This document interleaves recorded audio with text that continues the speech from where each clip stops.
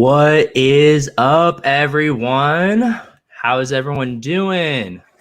Big shout out to my boy Afro Foe. I see Macabeard in here. I see Ryan. I see Effet Nico. I see Heath Johnson. I see Stubbs. I see I see McCall. Sorry, I'm butchering this. I know how to say it too. Mihal. Thank you, Mihal. That's it. Yeah. Jeez Louise. I see Rockin' or Roll. I see a bunch of familiar names. Super hyped to do this. First time on the Team Hold stream. So shout out to the guys at Team Hold for having us on and letting us take over while they go have fun, you know. But yeah. So I got Adeepthret with me as usual, my co-host and best Top Shot friend. So thanks for coming on, Jason. Appreciate you. Absolutely. It's going to be a fun night. I'm excited. I'm so excited. I think this is actually kind of perfect timing because of the whole trade ticket thing that happened. And besides talking on Spaces a little bit with LG, like I haven't said too much about it, and neither have you. And I think this would be the perfect time now that the dust is settled. A couple little errors have been tweaked and fixed by Top Shot. Like, for example, originally they're like, oh, you can get 2 packs. Now you can only get 1 with the locker packs. Stuff like that. Now that everything's settled, I think it would be a perfect time to kind of assess what is going on and how the meta has changed, and how you and I, who had a very specific approach where targeting trade tickets was one of our goals, how that's shifted a bit, but how we're looking at things now. And then also, like Heath said, WNBA announcements for packs as well. It's the Run It Back rare pack, which will be very interesting. So yeah, I think we got a lot to talk about. It'll be really fun to run the gambit here. So starting off with trade tickets. So originally we were told there'd be 70 to 100 trade tickets required for a Series 1 pack. And that was kind of insinuating that these moments would be Series 2 moments. And we didn't hear a lot for a while. And now they come out and they say that 300 to 500 tickets, and those tickets are going to be those tickets are probably going to be, it would make more sense for you to take them from Series 3 once those start rolling out. So you and I, I think it was the last time we streamed, we might have talked about this, but you and I have definitely talked about in length of how one of our goals was to just pound that floor, and it would give us collector score flexibility. It would give us trade ticket flexibility. It would give us moments for showcases and challenges like the one we just had, flexibility. All that stuff. And it looks like, there's a bit of an audible here. So what are your initial thoughts? Are you disappointed? Do you feel like Top Shot kind of led us on? Or do you feel like there's a nice little pivot we can make that will really help us in this case, and we can continue to keep going with what you and I have like talked about at length? Yeah. I mean, there's a lot to unpack there. Yeah. So I feel a little bit let down because the communication leading up to this prior announcement was middle to high double digits for the amount of tickets that need to be traded in for an S1 pack. And if you go by 75, 80 as your number, you can safely assume that they're going to be the S2 moments that would need to be turned in at $4 or $5 a piece. 80 moments, that's $400 roughly for your chance at the S1 pack, right? Mm-hmm. So I had been under that assumption and led my Top Shot strategy that way. I've collected literally 1,000 floor moments. Yeah, literally 1,000. That's not hyperbole. No, it's actually more than 1,000. I've got 1,400. Most of them are floor moments. Wow, that's way more than the last time we talked. Yeah, I still accumulate them. I'm grabbing them, whenever I can. Whenever I've got a couple free moments Nice. during the day, I can snipe. So, um, yeah. So it changes things a little bit. Um, we still have this strong collector score base for whatever kind of pack drops that are going to come our way, Yeah. and we just have to wait a little bit. I'm assuming for the pump for the floor, for when all the so my strategy isn't going to change. It's just extending a little bit longer to when the influx of new users need to create their own collector score base. Yeah. So Yeah. and it's going to be really hard to do through the S3 moments at 2 points apiece. It's going to be a lot easier, a lot more efficient to do it the S2 route. So we're just going to have to wait a little bit longer for that to play out. Yeah. So, well, and if you do, I mean, we're gonna end up working out all right. I think. I just got to wait a little bit longer, I guess. I think we're in a really good position. I think it does change, but part of me is kind of excited. I don't have to throw away a lot of moments that I kind of don't, because for me it was like, oh, like I'm accumulating these floor moments for trade tickets, but you and I both said, hey, the floor will probably go up a lot. And there was this debate like, do I sell the floor when it pumps, or do I trade in for trade tickets and try to get this S1? And now I feel like I'm actually in a better position because I don't have to choose, because they said they're kind of insinuating, hey, S3 moments will probably be, the floor moments will probably be $1 or $2. Like maybe it stays $2 because so many people buy at $1 because they know it's almost impossible to lose money. So let's say it's $2. Well, then you're paying $1 per collector score. So if you use that math, the floor of S2 should be $12. Now, obviously it won't be 12, but I think it pumps like to 8, 9, maybe 10. Sure. And so all these moments that we're still buying, that you and I were still buying at $2 and $3, that's still an easy, comfortable 3x. Yeah. So like you said, I don't think there's part of me that's like, oh, I don't get to just cash this all in and like really make a move. But at the same time, I feel like we're still in a really good position, and I feel like there's still some really good floor moments available that people are. So I just unloaded like 20 Miles Bridges floor moments last night, and that's flipping $2 into 15. Let's get 14, 15.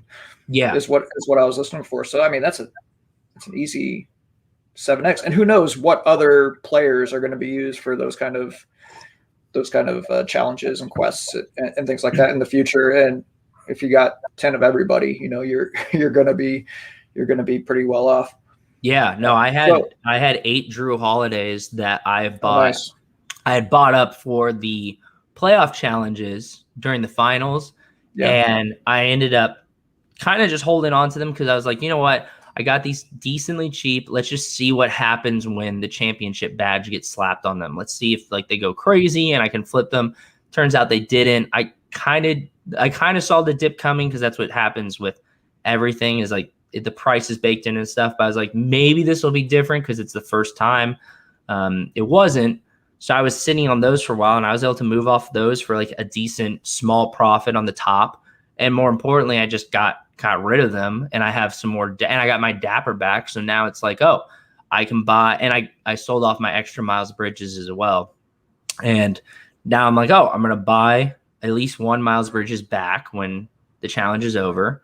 And I'm going to buy one, like the 30K and the 40K, 35K and the 40K Drew Holiday back when the floor like dips on those again. So, I mean, it is nice that if buying all these floor moments once again gives you flexibility. Like I had every single moment for the showcase challenge. I didn't have to go and buy anything. Right. And I think that was the same for you, right? Well, I didn't have an Aiton, which just by chance I brought up Ryan B. We made a trade last night. Nice. He needed some WNBA moments, so I loaned him some, and he gave me an Aiton that we'll reading for a week, so we can both do both challenges without paying anything. Did you see some of these moments that got stuck in the locker room?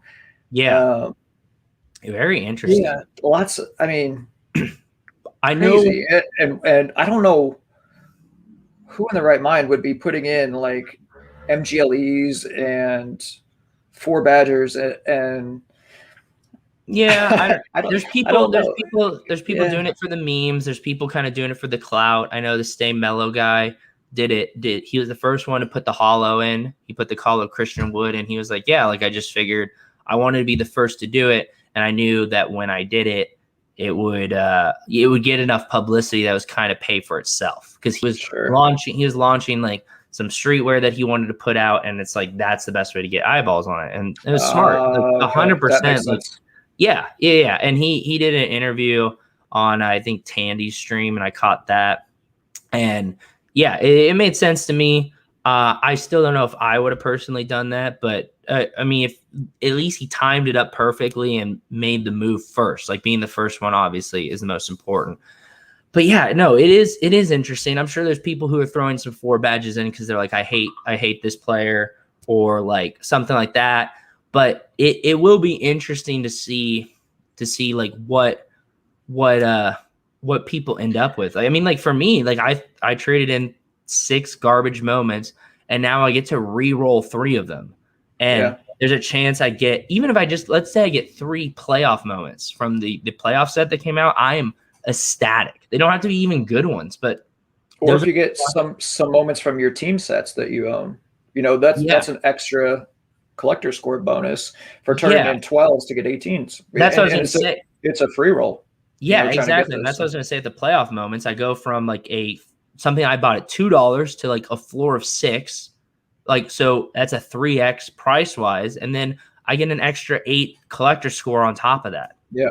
So I do think, and then on top of that, so the whole point of the locker room is it kind of makes a bunch of moments deflationary.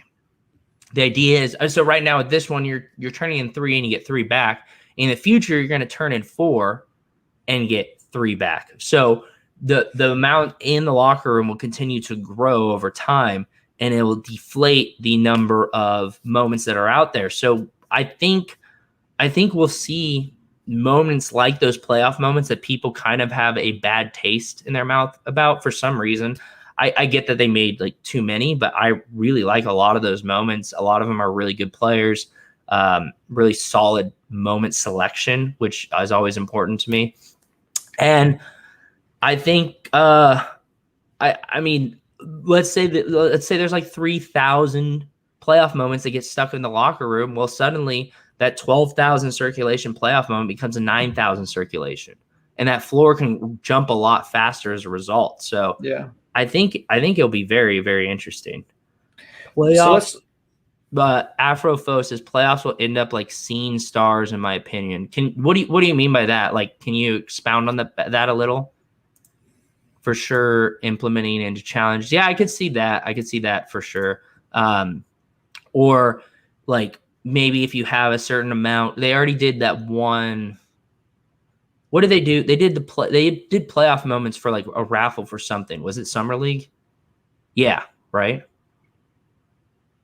I don't remember. I think it was Summer League. Like where for every like 5 or 10 playoff moments you got 1 entry into the Summer League sweepstakes. Okay. So yeah, I do think playoff moments will get used for that. Okay, here you go. Scene stars had a bad taste at the start and is now one of the most sought after. Yeah. Yeah. Yeah, because they dropped 80% of their value in like a month or that's true. That's yeah, they're sought after, but they're still much, much lower than originally thought. Oh my gosh! Shout out to my guy JC Reviews. That's our first. If what's his Top Shot username? Hype God. That's it. Yeah. Shout out to my guy JC Reviews. We did it. Always, yeah. I mean, now I can retire. So yeah, let's just turn the stream off now. We did it. We got our super chat. Yeah, we paid for both of our meals for the day, and as far as I'm concerned, that's a victory in my book.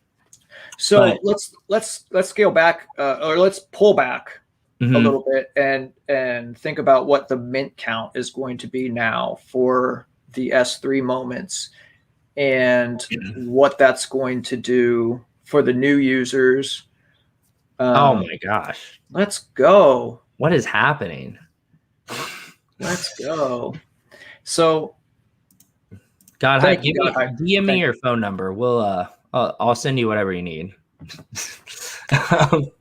But yeah, so we're gonna have like the marketing machine should be turning on soon, I would assume, if they're gonna make these mint counts larger, and we're already getting publicity on the NBA. It already has official Twitter feed. Yeah. And they're sending out surveys and everything. So we can see the marketing machine kind of already starting to gear up.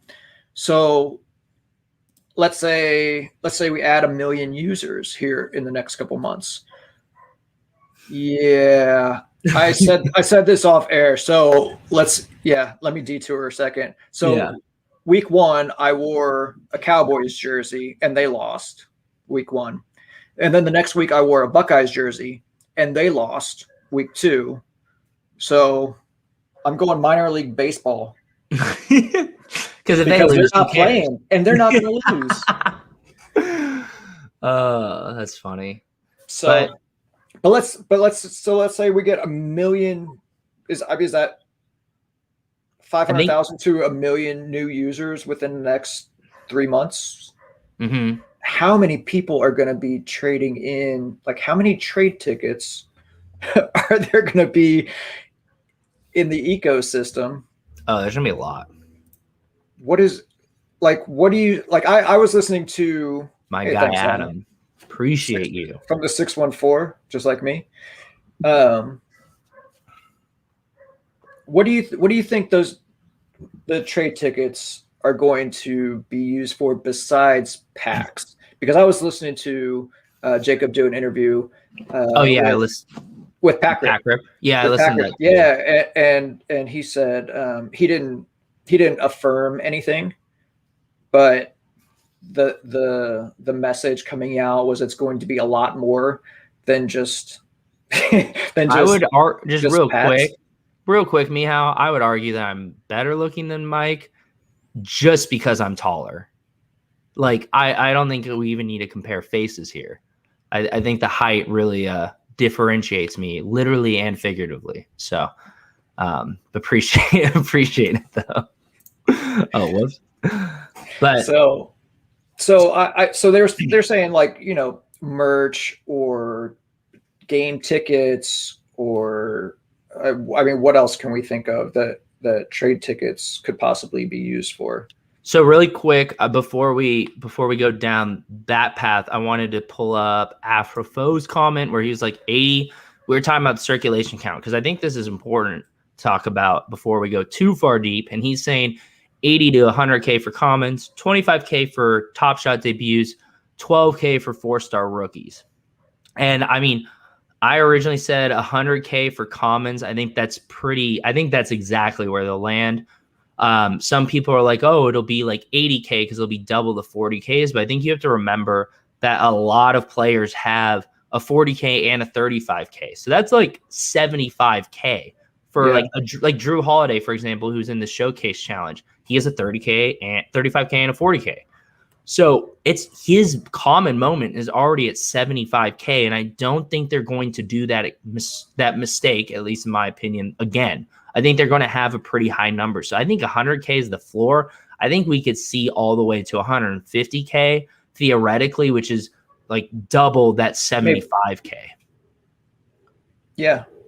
I mean, I think if we're going to get 500,000 to 1 million new users here by the end of the season, I think that's seems pretty reasonable, because they might even be low. Who knows? Because they want to keep S3 dirt cheap. They want this to be entry points. Roham even tweeted about today where he's like, oh, common moments need to be common, rares need to be rare, legendaries need to be legendary, which is like duh, but we haven't seen that consistently because of circulation count and them trying to figure all that out. So I understand that concept, but who's going to want to open packs when you're getting like you're spending $9 on three $1 moments. Okay, so I have opened probably 20 packs or so, and after a certain amount of time, you don't even like the pack opening experience isn't the same as it was the first 5 times, where you're like opening, the screen opens for you, the music starts playing, and you're into it, and you're like, oh, this is the best thing ever. But then after a while, like we see on the streams, like people are like, oh, should I enable the audio? And they're like, nah, don't worry about it. We don't need to listen to the music anymore. Like we just want to see the moments and give them away and whatever. Like at a certain point, it's going to become like, the pack opening experience isn't what it used to be. And everyone's going to be going through that experience. Yeah. And so I think I would agree with Top Shot LA or Top Shot Tesla, maybe, that you are maybe overestimating, or maybe you're not. Like, who knows? We saw that massive boom in February, and we've seen the NBA promote this way more than they've ever promoted physical basketball cards. So who knows? Like, I personally don't think it'll go that high that quick, but honestly, that could be a low number. It could be more than 1 million. We don't know. And that'll be interesting too, because I know Top Shot, I feel like Top Shot's almost like trying to like not promote things. They're like holding back. Like, I feel like there are star NBA athletes who are aware of Top Shot and would promote it and talk about it. And they're like, hey, like, let's just wait, because they are not ready for that massive influx. And they don't want to create artificial inflation and burn people again, because they didn't do that on purpose with S2, but there was such a massive growth that the floor of S2 at one point was $20 because people just wanted to own a moment. Yeah, but so let's say we increase the mint size dramatically, but then we don't increase the user base dramatically. Then don't we just go through February through June again? Yeah, I mean that's the difficult part. Is like we need to figure that out, right? The users have to come in order to justify the massive increase in mint count that they're going to have the $1 S3 moments, right? Mm-hmm. So, I mean, I think it's a safe assumption. Maybe not 1 million. 1 million is probably on the high end, but we have 500,000 right now, I believe, roughly, that are pretty much everyday users that are just word of mouth, right? Either crypto or just word of mouth.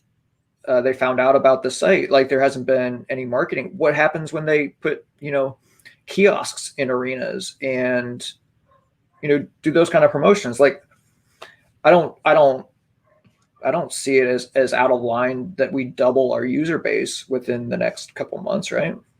Yeah, I definitely agree. So I want to catch up on some of these comments because I think there's a lot of really good ones here, actually. So Doovy said, to me, the takeaway is that the little CC at the end of 100K could stay there a long while. And this is something that Top Shot people have talked about, and they've kind of alluded to, hey, like the original idea of a CC moment is that we're printing as many as we need. And I wonder if they finally execute that more like officially, where they're like, hey, like it says 100K, but this could go to 150K, which they kind of tried to do with the 35 and then adding a 40K, or some 35s turned into 40Ks. I know the Cole Anthony buzzer beater, they added an extra 5K onto it.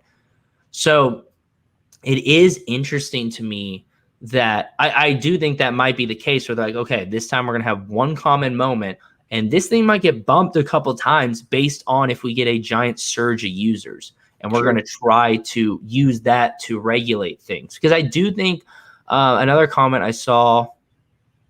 Yes, I see I'm getting a lot of pushback on the number that I'm given. And I could very well be wrong. I think it's, so I do think there's 500K really quick. I do think there's 500K users, if not more. I think the official number is 1 million, but Top Shot Tesla says here, like, there's a big difference between active and like actual users. So I do think there's over 1 million users.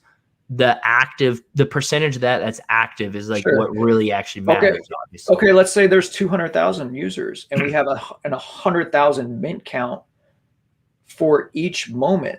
How many moments are there?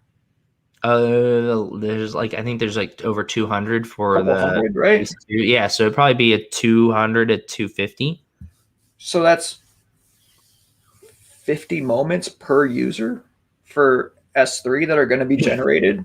Well, see, this is the point though. I think Top Shot wants, and I know LG talked about this a long time ago in a podcast I listened to, where he was saying, hey, like they need to, in order for Top Shot to be a healthy economy, they need to reach a point where packs aren't automatically positive EV. They need to reach a point where you can just go and buy a pack, where you don't have to like wait for a pack drop that instantly sells out the same day.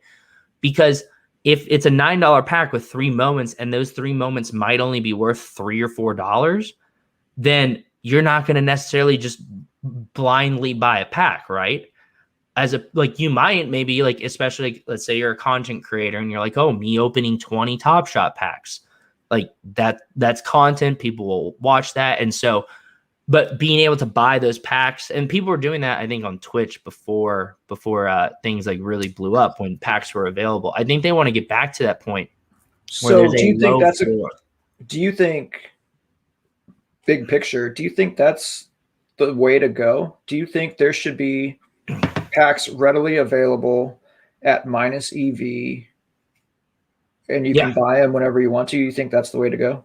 I think so. 100%. I don't think now what's the reasoning behind that? Is that because that's the way Cardboard does it, or do you think that is genuinely the best way to get the most people interested into the product? So I don't think there should be an unlimited amount of packs. So theoretically, they could still sell out if people are like willing to roll the dice and buy packs that could be negative EV, because you could still get like a 4K or however high that triple badge rookie is. You can get some Top Shot debuts. Like if a Klay Thompson Top Shot debut comes out and there's unlimited base packs and you know he's in one of them, might be worth buying 50 of them because that Klay Thompson will pay for all of them. Who knows?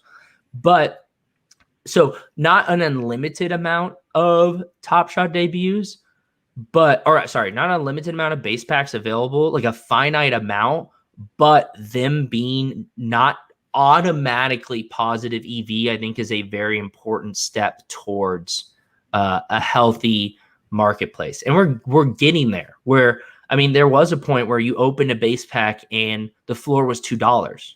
So it wasn't necessarily positive EV. And as a result, people held because they're like, oh, why would I sell right now? Sure. And I think that's what the base common moments are supposed to be. I think the rare packs and legendary packs are all supposed to be significant EV. Like you should be able to 2, 3, 4, 5x right away if you want to. But you might never be able to touch that moment again because you sold that Giannis legendary finals for 2K and now it's at 8K. Like you didn't so people who hold are rewarded there. But I just see like this going the same way as the logic behind Cardboard.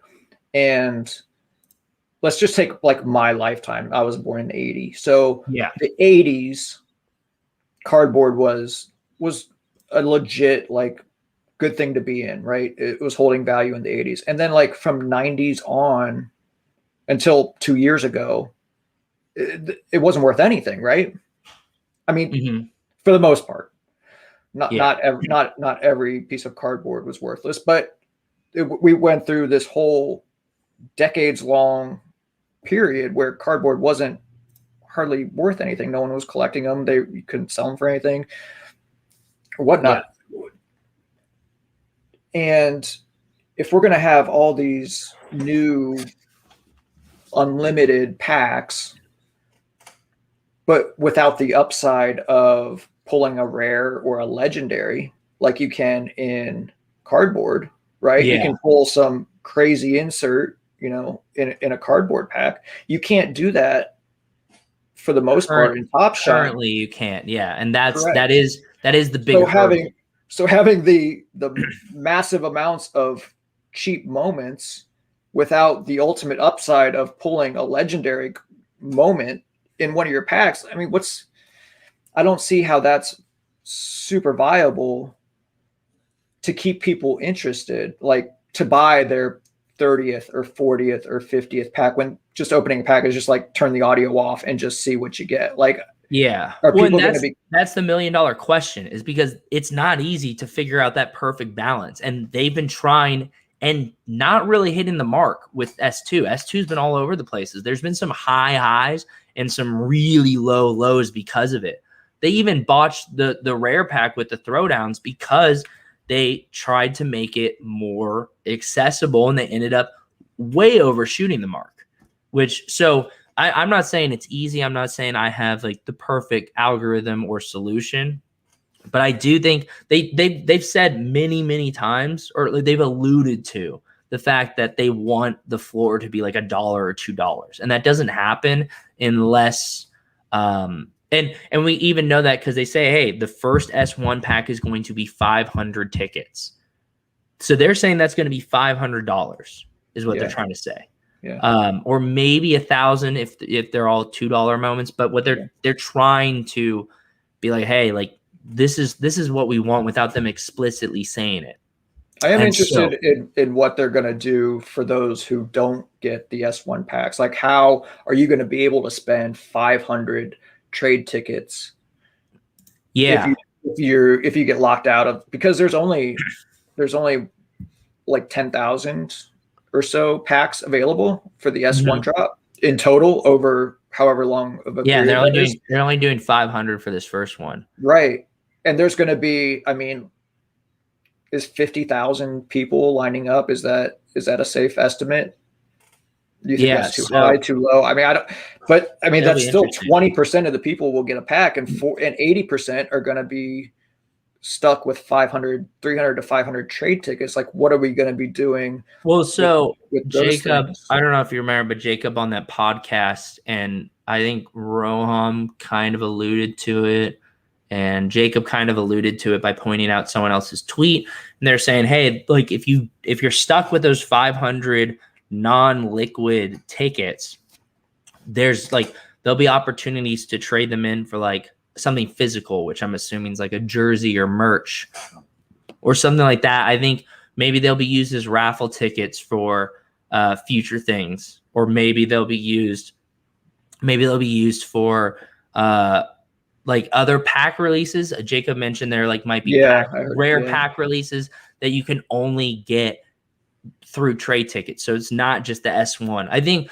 they definitely implemented trade tickets for the long haul. I think if you trade in 500 trade tickets, you don't have to have the fear that you're just stuck with 500 trade tickets that you're never going to use. I think that's the good news, and that's smart of them to think of that, because obviously I'd feel pretty burned if I took a roll at that S1 and I don't hit, and then I'm just like, oh, cool, 500 trade tickets that I can't sell. All I can do is turn 4 into 3 moments, which is obviously me losing money, especially if I'm going from 500 down to 0. Like there's no way that's positive EV. That's too many locker room packs. Yeah. So I do think it does seem that they've really thought this through. And when they rolled it out, I was kind of blown away, because I was a little worried that they might botch this, but the fact that they're doing it in multiple stages, which allows them to test, and we've already seen their testing and still finding a couple bugs, that's a good thing. Like, people were upset, but I was like, no, that's good that they found this bug, because there are always bugs when you make something new. And the fact that they're finding them right away and getting this all cleaned up is such a good, healthy sign for sure. Real quick, Top Shot Tesla has had a lot of good comments so far. When they announced an S3 roadmap, Jacob said it will 100% be announced before S3 launches. Afrofo says, assuming it'll be less than 10K people lined up for the S1 pack if it's 500 trade tickets. I think that's pretty fair. Yeah, because, 500 is a lot of garbage moments to even buy and trade in, which, I know they're doing mass trade-in, but you still have to buy them one at a time. They're not rolling out a mass buy feature. So you have to buy 500 moments. And I think there's going to be people that are just like, I'm not doing that. But how much are these packs, like, on average going to be worth? Like 2,500? probably maybe even more. I don't know. Like, but there's people who just like are like, I mean, not to throw Mike under the bus, but he even is like, him and I were talking, and he's like, maybe I should like sell a bunch of stuff. And then his ultimate decision was like, no, I'm not going to do it. It's too much work.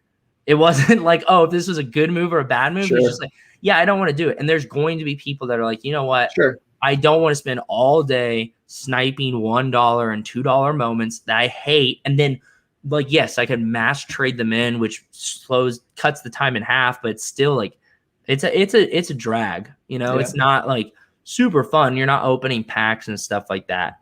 Sure. Let's see what this Dustin character. I might have to ban him. I've seen him lurking around other streams, and he really doesn't seem like he seems like a rent seeker and just someone who like not a good faith person in the streams. But I don't know. Maybe I hope you prove me wrong, Dustin. But what have either you bought in the last 48 hours? So I haven't bought anything. I don't know about you, but like I'm actually kind of surprised with myself. Like I've been chilling. I sold a extra 3-pointer WNBA moment I had, and I scooped up a handles WNBA moment that was kind of near the floor because I was like, I think this gets used in a future WNBA challenge. And then I picked up the Paul George scene star moment because I'm trying to complete that set before S3 happens. And I was like, pick up another one. Get that checked off the list. What about you? Yeah, I've been more of a seller. Yeah, same. For the first time since Summer League too, for me. Right. Yeah. I'm starting to accumulate Dapper because I know the NBA run it back is going to be hopefully right around the corner here in the next couple weeks. So I want to have enough to fire at all the ones that, because there's going to be at least a dozen of them that I'm going to want, and they're not going to be cheap. I mean, I'm going to need a decent amount of Dapper to, and I probably won't have enough to get everything I want, but at least like 4 or 5 of them that are going to be top of my list. I want to have, because I don't have any run it back moments. And I was a huge NBA fan back in the 90s and 2000s. Oh yeah, no, I might be pulling out the credit card for a run it back moment or two if I think that it's low, because I think a lot of these run it back moments will have a pretty high ceiling long term. Not even the whole bottleneck thing, which I know Alan has kind of alluded to, that creating a new run it back moment doesn't necessarily make it a bottleneck, which will be interesting to see what he means by that. Time will tell. But I do think I mean, let's say they do a JJ Redick run it back, a 3-pointer of his, like not the greatest player of all time, but something that a lot of people want and will just continue to accrue value long term.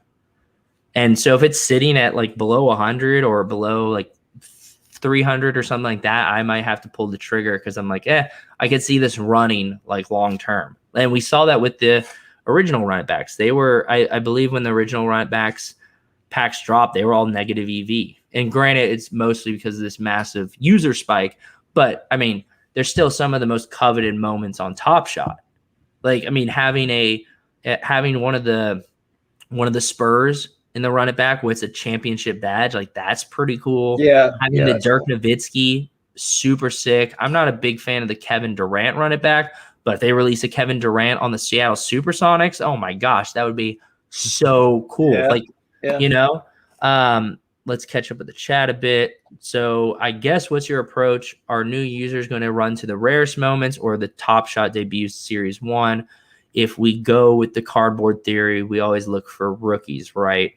I do think people are attracted to scarcity. I think the NFT market has kind of proven that, where just like, I think there will be certain moments that, like, I mean, a good example is the Diallo moment or the Jordan Nwora moment, where they're obviously not worth nearly what people are paying, but people are so worried about scarcity and so excited about like, 5 badges. Like, they're willing to pay that premium because maybe they're not the biggest basketball people. And I think we'll see similar things where we'll see certain moments inexplicably like go way up and then come back down as people kind of come to their senses. So I go for it. think new users will probably not come in with the same kind of bankroll that the crypto guys have come in with. Correct.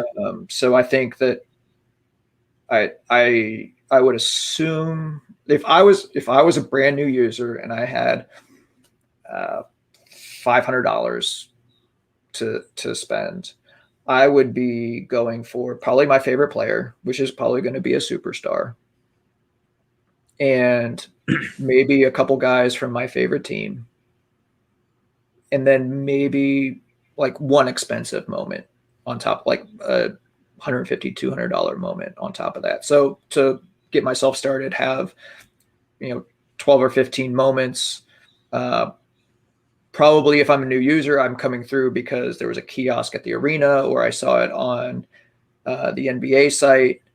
So I'm more of an NBA fan than a collector. So I'm more of a fan of a team or a certain player. Like maybe I go out and I buy 5 LeBron James moments, and that's all I have because LeBron's my favorite player. So I'd assume superstar the superstars that have moments that are attainable. So like the S2, Steph, Giannis, Luka, like those kind of things. I think those go up once S3 comes out and we get S3 Luka and S3 Giannis and S3 LeBron, stuff like that. But yeah, but I think those S3s will have a higher floor also of the superstars because those are going to be the cheapest ones that you can buy. Correct. And I think Rich, this is a really good point here. I completely agree with it, where new users will immediately go for the cheapest things because they're like, I don't know if I really buy into this. I'm not going to drop $100 out the gate. Let me like see what this is about. And I mean, this kind of goes back to like what me and Adeepthret have been saying for months when it comes to buying the S2 floor, because it will be something that's cheaper and way more liquid, where we can kind of move off it as soon as we want. But on top of that, whenever a drop happens, like the run it back drop right now that's happening, people are going to go and buy that floor up for collector score points, and we're going to see that grow over time. And so it'll be interesting to see once S3 is in play, like the battle of collector score between S3 and S2. For sure. I think Duvie has a good question here. I'm curious about liquid moments versus illiquid ones. If something is valued at X dollars and is illiquid, is it really worth anything? I think a lot of us are coming with up with that issue. I know I have a couple double-digit moments that I would like to get rid of that I can't sell for anything near fair value. I mean, I would have to list it just almost right above low ask for anyone to bite on it, which I'm not going to do. So, yeah, that's a lesson learned, that if you're going to invest in a double-digit, single-digit, that kind, you're going to be putting that moment away for a long time. And and don't buy them to flip, because they are like the definition of illiquid. Yeah, I would also say don't buy low serials of garbage moments. Like if you buy the number 1 serial of Ben McLemore, who wants that? Like who's going to pay you anything for it? Like I know, I think his name's Caleb Lesko. I want to say there's a guy on Twitter that does like Top Shot content. Seems like a pretty cool guy. He pulled the jersey number 7 serial of Ben McLemore. And obviously that's super cool. But at the same time, it's like, are you ever going to get your fair value for that? Unless Ben McLemore himself wants that, no, you're not. Like who wants a Ben McLemore in their collection besides to complete their team set? So I actually have a number 8 Lonnie Walker that I specifically went out and bought. But that is because I believe he has upside. And I heard Josh Hart say he was going to blow up next season. So I believe Josh Hart because he's an NBA player. And I'm making a bet on that. But that's the only one that I if you look at my account, I think But that's you're still trying to buy a good player, though. That's the point. You're not. He's a floor moment. I mean, right now he's a floor guy. But I'm saying if you're going to invest in a single or double digit, like make sure the guy has a little bit of upside. Yeah. And not a Ben McLemore who's going to be a journey. I don't know how old he is, but he's a journeyman for the rest of his NBA career. Like, yeah. I think you won't be able to offload those. Correct. Yeah.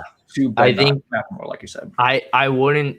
I buy lowest cereal I can. Like if I'm like, oh, like I move up $1 and I move significantly lower, sure, maybe I'll do it. But I almost always buy lowest ask.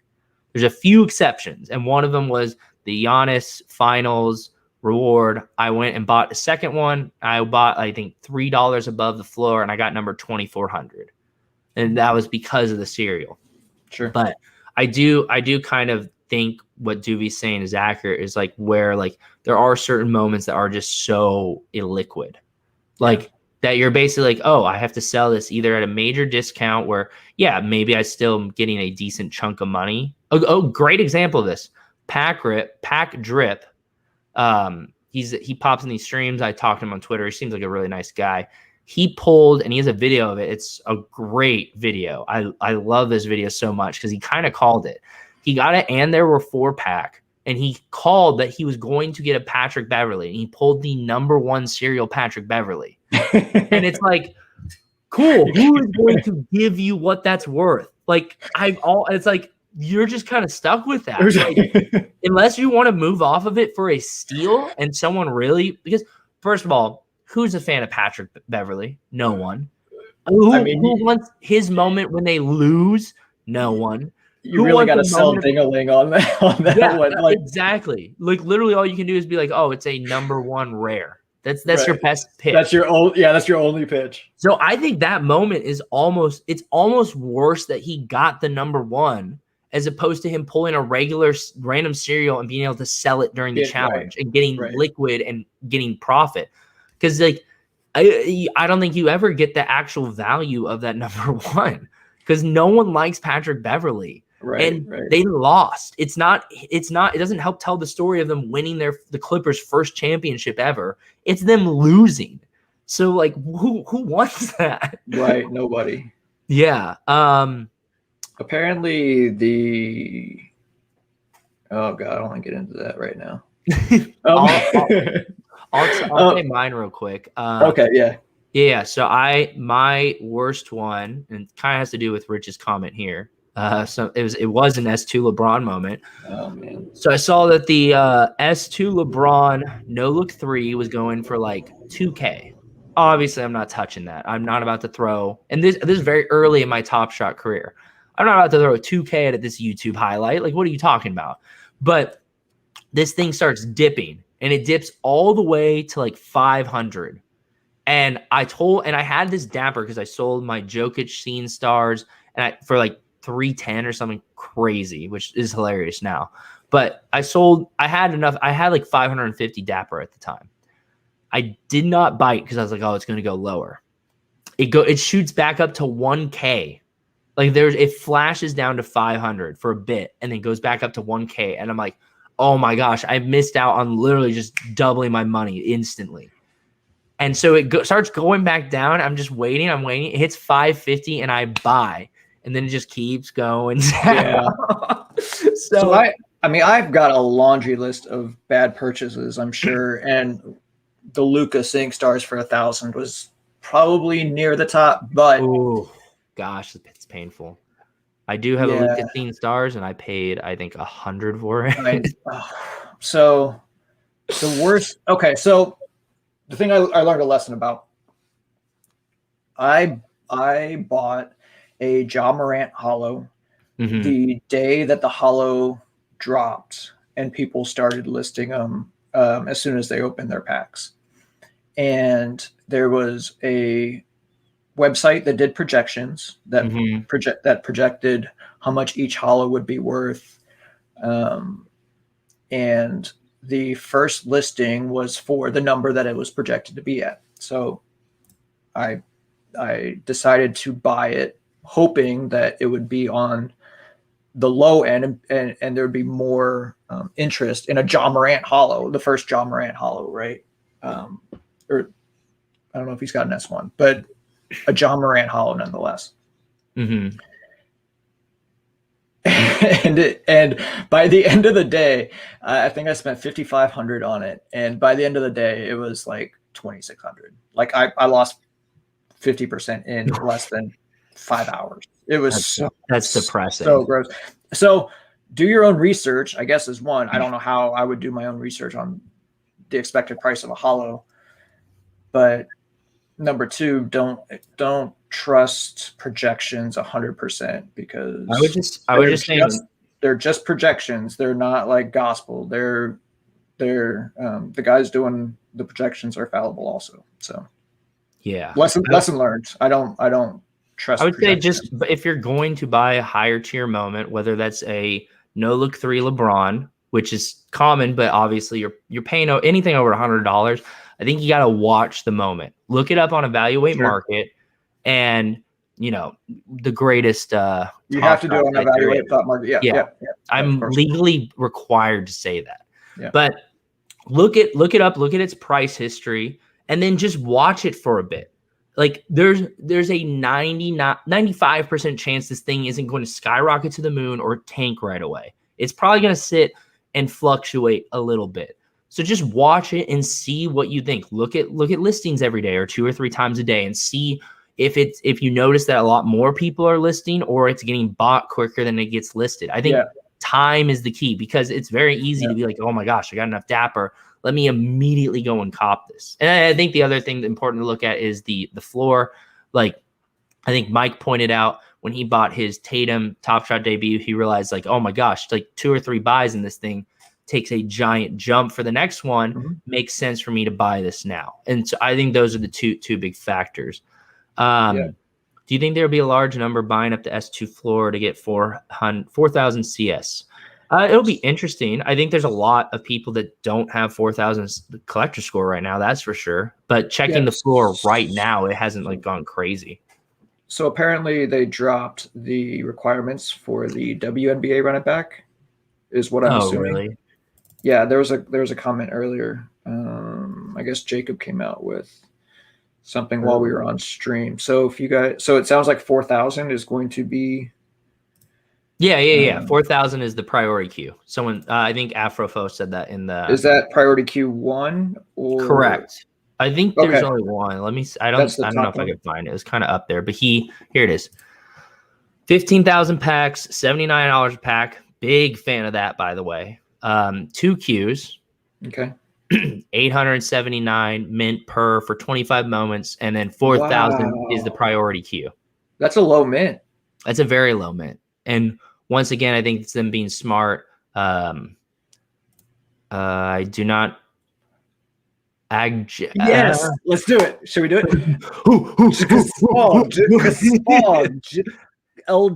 Spog. Now play that backwards and you'll hear a secret message. Gopsack Jewel. I think that's right. Gopsack Jewel. Yeah, let's see. There's a lot of really good questions, so really appreciate you guys in the chat. This has been really fun, actually. Speaking of LeBron No Look 3 out of 15K, would you buy that for $357 or the 7,500 LeBron for $399? I would take the No Look 3 because at some point within a year or two, there's going to be almost no difference between a 7,500 mint and a 15K mint. Just because mints are going to be 200,000 or whatever the case is, the difference between 7,500 and 15K is going to be minuscule. Yeah. So at that point, I guess if we're talking about a short term or long term, I guess I'm looking more long term.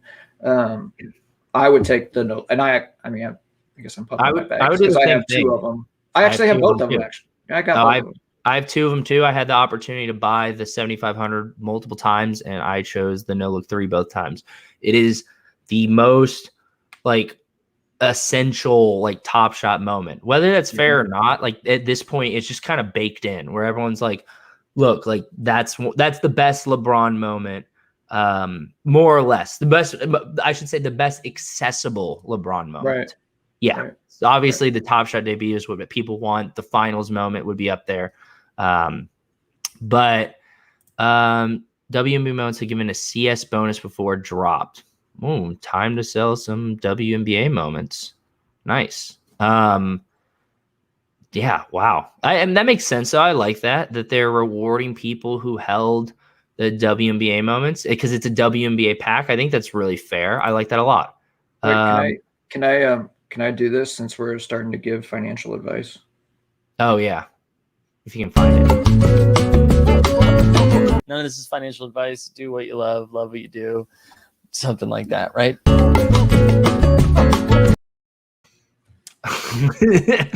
We did it, boys. We pirated the channel and we're having fun. I love it. This is great. I forgot we have all these videos, so we don't actually have to provide any content. Right. We just talk the whole time. What's that about? Yeah. We should be pumping memes. Right. That being said, here's a new one that I added. Hey everyone. I'm very happy that I had the opportunity to add that myself. Nice. So. Nice. What's the absolute best way to boost your score? Series 2 floor. It's that simple.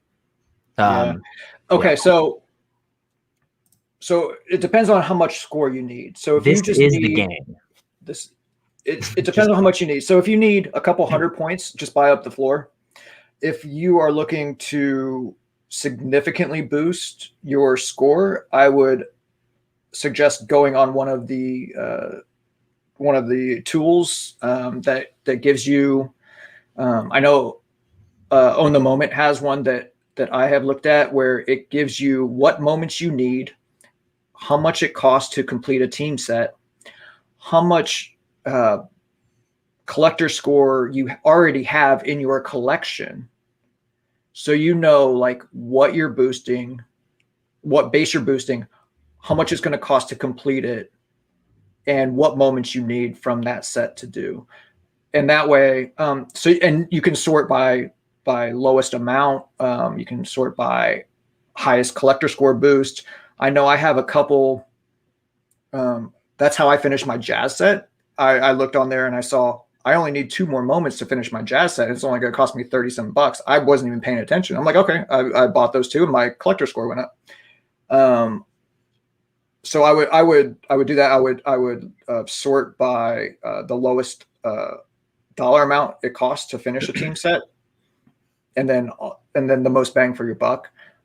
Get on that, see if there's anything that's within reach, and then just keep piling on those team moments. Because the S2 has the stacking that you can take advantage of and really pump up your score if you're in the right position. So jump on. I know OTM. I don't know about the other sites, but OTM. What's that? I mean, I'm sure Evaluate Market probably has that also. I've heard of Evaluate Market. They're pretty good. I don't know about OTM. It's kind of weird. They do have a fun football. Multiple people here are saying OTM. I've never heard of them. Probably not that good of a website. Even if it's a website, you probably going to get your OpenSeas account hacked. Yeah, so they do a good job, and I have I really like, even though I've only made like $25 on the first 2 weeks of football, like I'm having fun. Yeah. In all seriousness, yeah, me too. Listing those moments and trying to get rid of them and trying to figure out what wrapped ETH is and what a polygon and a matic is. I don't know, but and a matic. I'm having fun and I'm playing. Dude, I pulled $40 football in this with NFTs. Yeah, I pulled $40 in this last one, and nice. I have 11 cards that I paid, I think 410 for total. So I'm like as I score more, get more like earnings, like the price of each card goes down less and less. So I'm really just hoping. So let's take a quick detour here because I'm actually really excited about the strategy into the owners club that's going to happen. I haven't watched any of their streams, so maybe they've talked about this.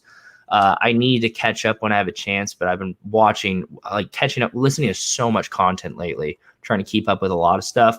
Yeah. And preparing for a couple interviews I have in the pipeline. But Jeb Corp. Yes, Jeb Corp is expanding rapidly. Nice. Hail Jeb Corp. But what was I gonna say? Oh, I think right now I haven't sold any of the owner club cards, I guess would be the correct term. And one of the reasons why is because I think people are still trying to figure out like the actual value of these things. And my strategy right now, so for example, I have 2 Arizona tight end cards, aka complete garbage. Yeah. So floor moments. Yes, exactly. And I don't get collector score for them. But they might be doing some kind of contest for those moments. They teased that they're going to be starting a new type of contest. Yeah, that's a good point. So I didn't even think of that. But my whole strategy, I think I'm going to move off of one of the tight ends. I don't need both of them because they're both garbage. Yeah. So my strategy is to either wait for the Thursday night game where the Cardinals play and just pray to God that the tight end goes off, and then suddenly people will be buying that up because they can plan ahead of time. So yeah, I'm very excited. Like the meta is developing on this. I haven't dove into the marketplace really because I'm just like, I really don't. I have enough cards where I think I can win place in a couple of side hustles and just accrue some balance. And there's no withdrawals. There's no marketplace spending with your winnings yet. They're working on all that stuff. And so I think I'm just kind of sitting back and waiting, but I'm very, very excited. We'll definitely have to talk about that more as it evolves. I've got the number 1 wide receiver Joker, and I have completely wasted it the first 2 weeks. Who'd you pick these first 2 weeks? Both times I paired the Joker with Aaron Rodgers. So I did the Packers receiver core and Aaron Rodgers, and I'm never doing that. Oh, stop it! You could have. No, I'm not. When we drafted I was in 3 fantasy drafts, and I said in each single one, I'm not touching Aaron Rodgers with a 10-foot pole this year. Also, you're damn right, Swami. You're damn right. But let's see. Getting back to Top Shot, that was a nice little detour. I do think it would be nice to talk about the owners club a little more in depth as things like develop, but I think since the marketplace is still not really fully functioning, there's not too much strategy talk that's worth with like the whole like buying and selling. The only thing I would do right now is buy floor moments floor cards that I kind of think might like pop off because there's some floor cards going for like $10. So it's like, $8 to $10. Yeah. So I might go in there and scoop a couple just because I'm like they said there's gonna be some other contests. Who knows? Wouldn't hurt to have more, but at the same time, I'm like, do I really want to sink more money into this project that is still not 100% working right now? So I'm just gonna chill. Maybe I'll buy a floor or 2, but I think once it gets running a little more, you and I will definitely have to have some segments talking about it because I really love this different type of strategy game. It's really interesting. It's a lot of fun. And I can't wait for basketball NFT project, fantasy products, and maybe not baseball, but football. I mean, Rohan's kind of teasing that the NFL's somewhere in the distance, so that would be fun to do some more football stuff. It'll be really interesting. I think there's a possibility we see, going back to Top Shot, we see some sort of fantasy mechanic with showcases and like Top Shot. Yeah. Which would be really, they already have really the soccer one, right? They've got La Liga is coming out. There's so much exciting stuff. It's crazy. They just announced, they're just like, we just got like, $250 million. No big deal. Like, no big deal. We just got $250 million. Like, we're worth $8 billion now. I can't wait for the day that Jeb Corp gets to come out and say that. We just, hey guys, just it's been a good day. I had my morning coffee. We got $250 million, and I'm gonna take my dog on a walk. So I hope everyone has a beautiful day. we're going to make it, but so my score is 3522, but OTM says the marketplace bonus is 4100 for a combination of 7600. Is the marketplace bonus always used with this drop? So I think, they've always used the marketplace bonus since they created it. They've tweaked how that gets tabulated, but they've always had a marketplace bonus, right? So yes, they've always had some kind of marketplace bonus, but from the comments earlier, I'm assuming that they did some kind of bonus based on your WNBA moments. Yeah, no. So they did the WNBA. The WNBA moments are now 10x collector score. So that might be cool 200. That might be some of your bonus. But it's just for this pack drop. That's it. Which I'm a big fan of. Like, I'm glad they didn't 10x it like straight up. They're just like, hey, for this pack drop, we're rewarding WNBA holders because it's a WNBA pack. Super cool. Makes sense, yeah. I like it. Doovie, that is all we need. We don't even need this cup of coffee. Right now, we just need bodies. We need Jeb Corp on the ground. We need boots on the ground. So my interns will reach out to you and we'll work out something. Also, I think the marketplace will start. Also, think their marketplace will start to have some noise once they get it, where winnings can be spent on the site. Yes. Yes. And that's kind of why I don't want to dive super deep into discussing it, and I don't want to dive super deep into spending or selling right now, because I just think I'd kind of be shooting myself in the foot. Because I mean, especially with the rough start, I think people are hesitant to actually put any type of money into this right now. Just for this drop, I would not rely on the marketplace bonus going forward, John. Yeah. I do think we're going to continue to have a marketplace bonus in various forms. Yeah, depending on which drop it is. And if it's a rare or legendary or W or correct, or whatever the case is. Yeah. Yeah. So I do think that's a case. Maybe we do see more like different types of bonuses specific to moments in the future based on the pack. I don't know so much about that, but I mean, ever since collector score dropped, they've had a marketplace bonus. And I think the current version of how they tabulate that is it's your, the amount of, for every dollar you've spent on a moment that's in your account still, you get a collector score point. So I would assume moving forward that number will come down almost to zero, because we're going to be like a minor portion of the total user base at some point. All of us that have the S1s and S2s, the OGs, right? Yeah. And it wouldn't be fair at some point in the future for us to continue to keep getting the bonuses when we already have the bonus of owning all the S2s and the S1s with the major collector score attached to them already, when the S3s and S4s are only getting 1 or 2 points. So if they do, moment, right?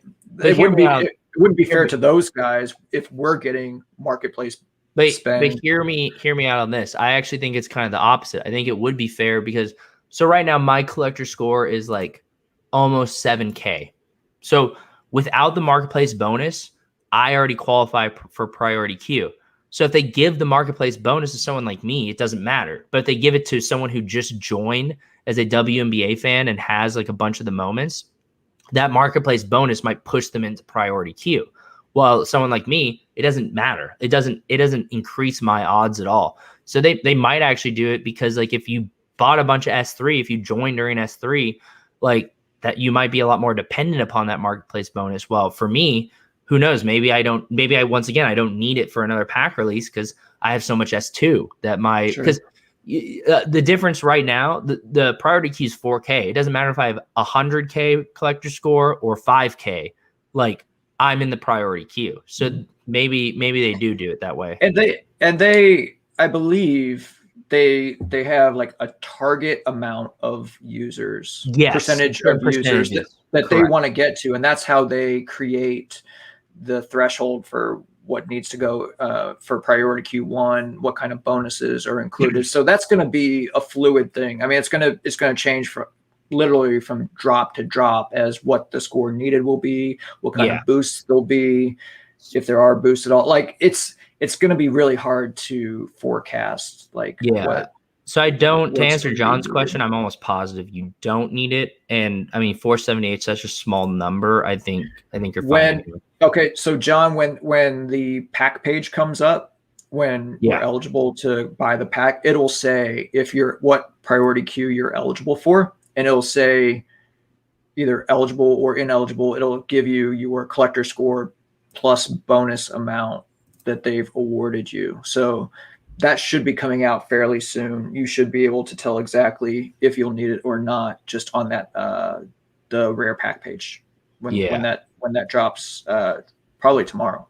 What's up, Lucas? So may have common run it back set and use that for marketplace bonus for the run it back rare that would match the new WNBA drop. Yeah, someone, I think it was Veerman, he pointed out on the First Mint podcast I listened to that they probably have to have common run it backs in order to release a rare pack, because a rare pack usually has some rares and then it has some special commons.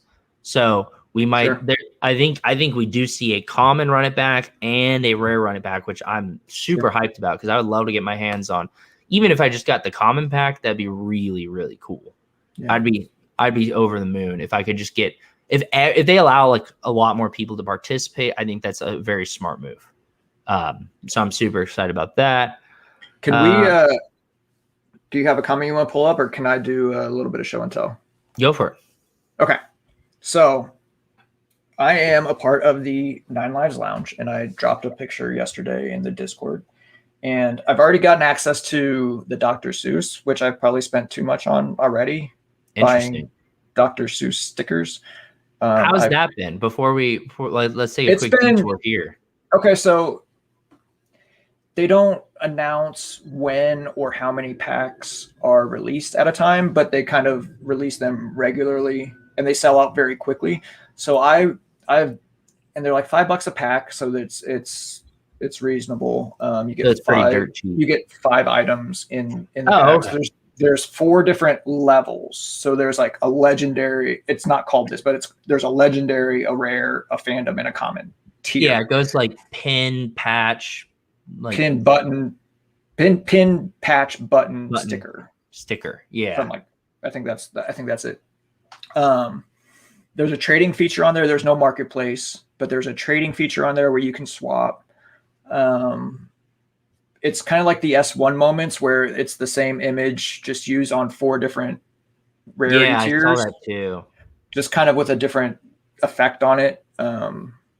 Which I'm not a huge fan of, but I mean, who am I to say how Dr. Seuss does their NFTs? But it's been fun. I mean, there's a Dr. Seuss channel in the Discord for the Nine Lives Lounge where we've been trading and trying to complete sets. And I've completed the first 3 tiers of chapter 1. They just dropped chapter 2 today that I didn't get a pack yet, but they'll keep.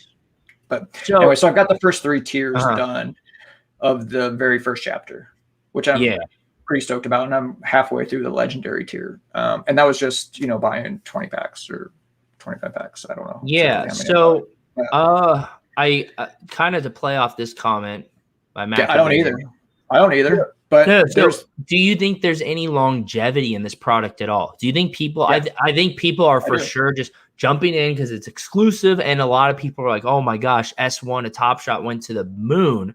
Yeah. Like this is going to happen with Dr. Seuss. But personally, it's not going to do the same thing. But there's going to be some kind of utility. Die. Oh, I don't think so.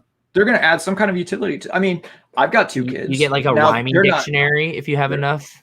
Yeah, I don't know. They could do experiences. Like there's like Dr. Seuss themed lands in amusement parks and stuff like that. Like I've got a Lego store like right down the road from me. I know that's not Dr. Seuss, but if they do Lego NFTs, they could do some promotion with that. I don't see why they couldn't do, send you like signed books and Isn't Dr. Seuss dead though?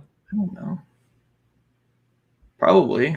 I mean, those books are pretty old. I don't know. I mean, I don't honestly, know. I just kind of This is feel like ridiculous. But I don't know. I don't think it holds.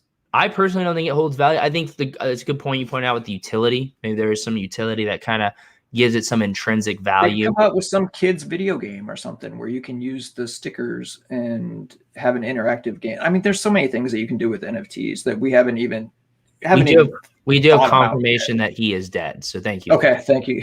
Appreciate it. Yeah, and that's a good point. A utility of getting a book is a little ironic because kind of going really backwards. Maybe it's a digital book. Maybe it's. I don't. Who knows? I've spent $100 on worse things. Yeah, and Dr. Seuss has been one or two of his books were canceled. I think the publishing house is the one who took them off, though. It wasn't. I think politicians just decided to latch onto it one way or the other, and I don't want to even talk about that. It's you're right that our politicians are crazy, regardless of what side they're on. That's all I'll say. People love Dr. Seuss. I went to UCSD. It has original artwork. People came through all the time to go see it. It has it's niche. Yeah, no, I agree. I agree with that. Like Dr. Seuss is something that I grew up on. I love Green Eggs and Ham. I love Horton Hears a Who. Like all that stuff. I love Cat in the Hat. Is how I learned how to read. All that stuff. But I mean, the question is like, I don't see the cool factor exactly in paying $100 for a original Dr. Seuss pin. You can say the same thing about 90% of the profile picture projects out there also. Excuse me. Pudgy penguins and these lions and all this other garbage hold massive intrinsic value, obviously. No, I agree. And so, but that's my point is that at least Dr. Seuss has a brand. This is true. This is a good point. And I mean, it is ran by Dapper, who's obviously doing things like right and quality and all that stuff. But, I mean, so yes, I mean, Dr. Seuss is great. My point is just where does the value stay? What's the long-term value? And like, I think utility is like the bottom line, but I don't understand where there would be long-term actual value in this stuff. That's all. And maybe it gives you access to some educational websites that you would normally have to pay for or something that are very valuable as babysitters for your kids when you have a 1 and a 2-year-old that needs. Yeah, maybe if you hold enough of them, the Cat in the Hat will show up to your house and take care of your kids. That'd be pretty cool. Hey, but I'm not done with show and tell. That wasn't even the tell part. That was the tell part of show and tell. So this just came in the mail yesterday. I've only seen pictures of this. I have not seen like a real presentation of it. So I'm very excited. We got some stickers. And we got my little postcard that I put on there. All right, here's the big reveal. Ooh. Dun, dun, dun. Maybe. All right, we got a digital picture frame. Nice. Out of the box. It's actually pretty clean.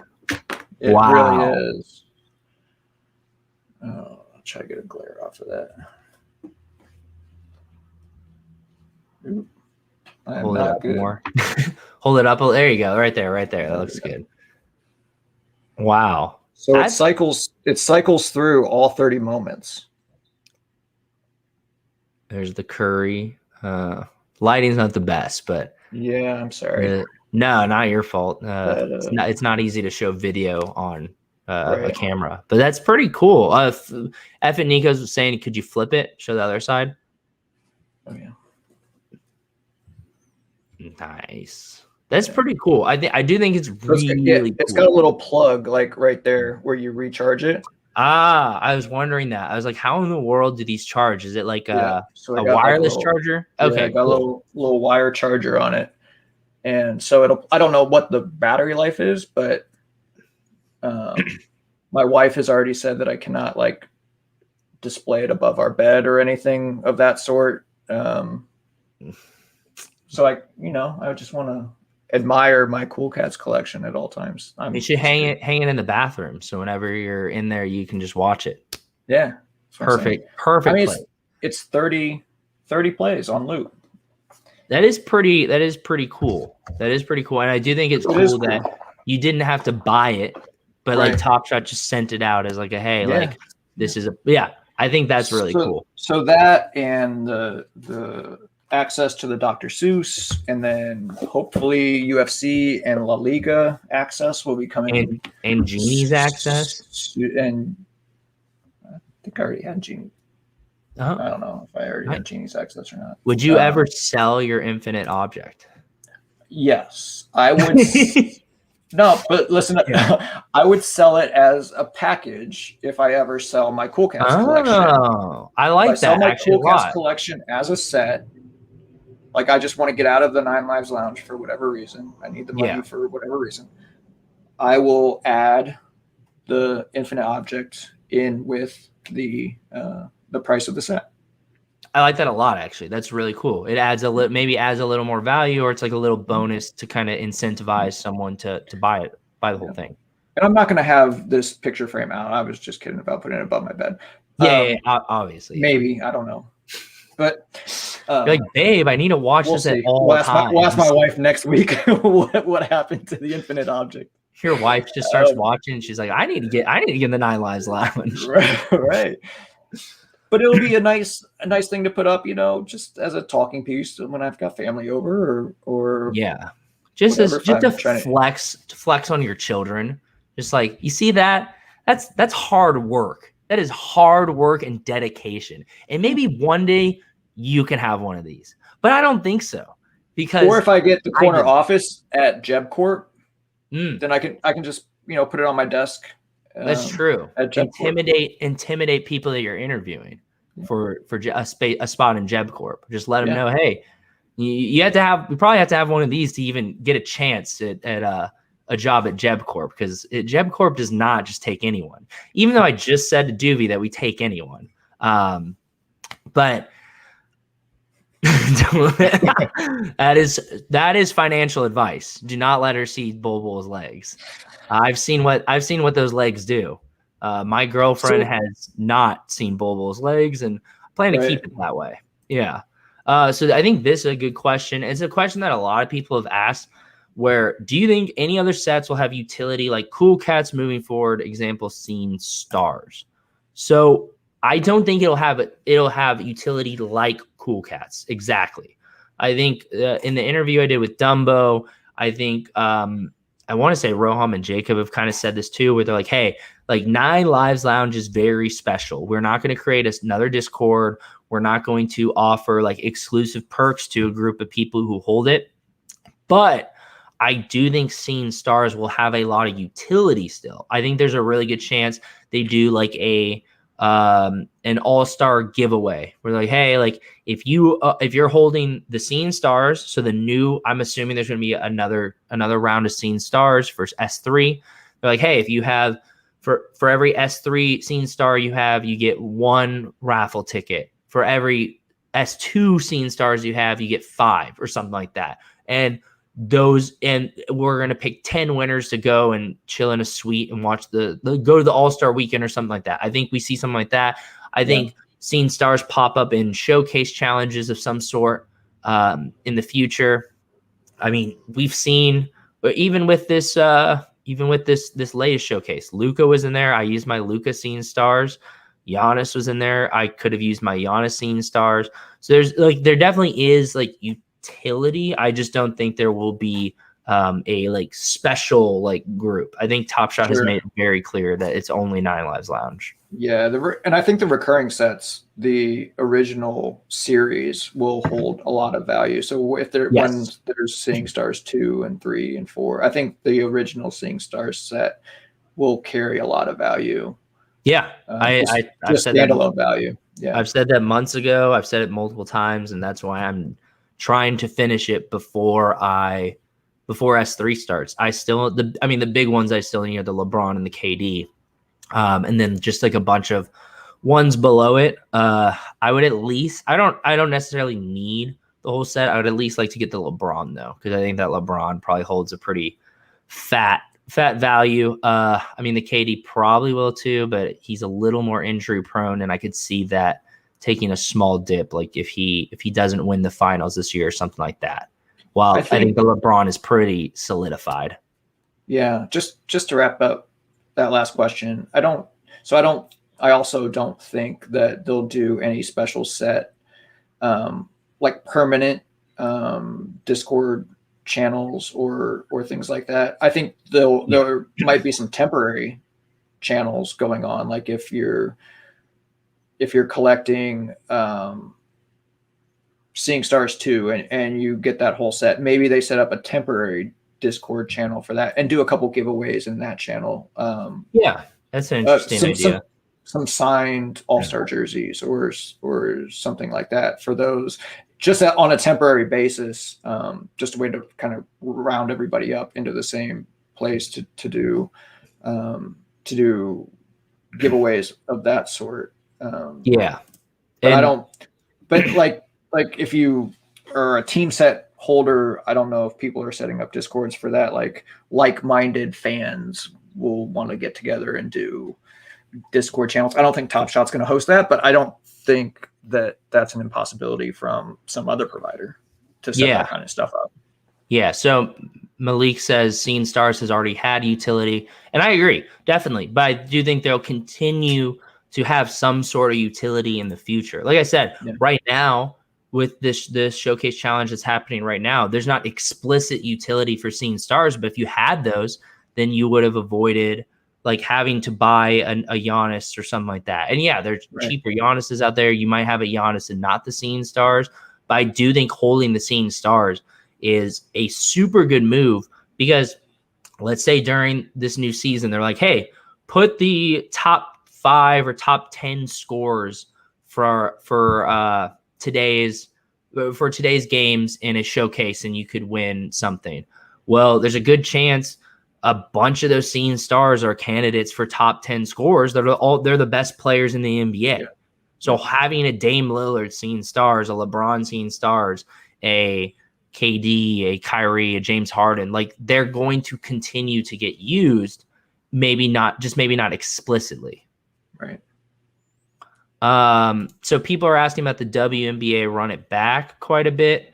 And I think this would be something that'd be interesting to talk about. So I think I think the WNBA run it back came before the NBA because the WNBA season is going on right now, and that's kind of the focal point.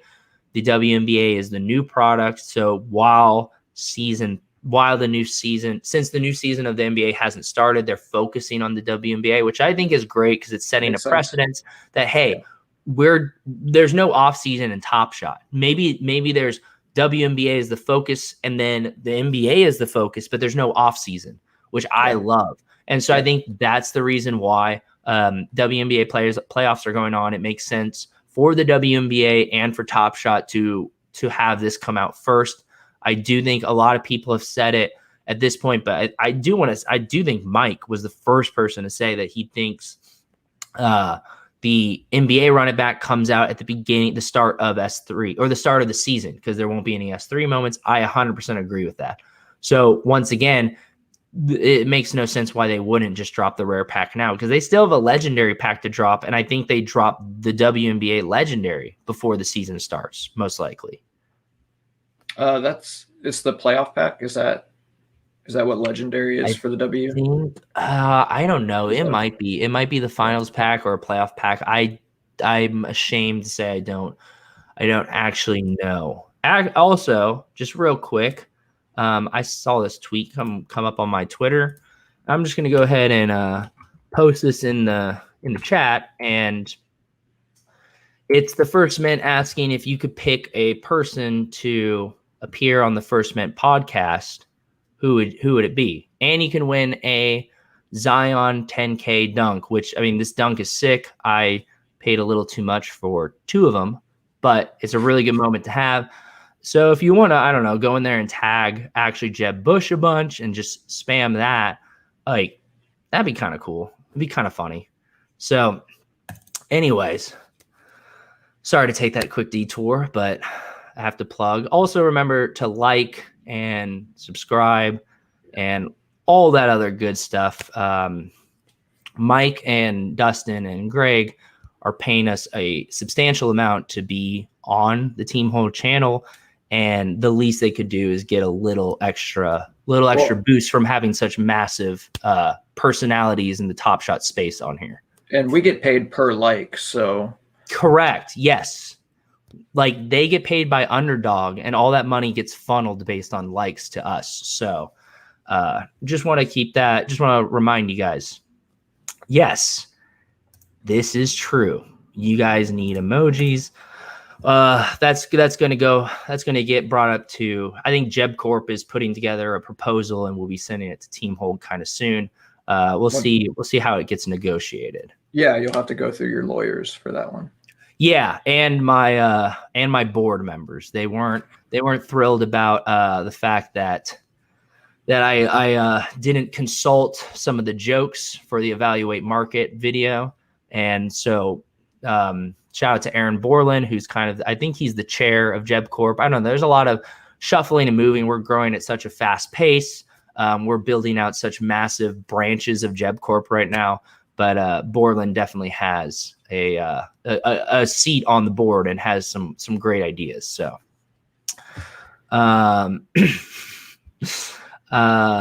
yes, McAveer, I don't know how to do that, but sure, free airdrop.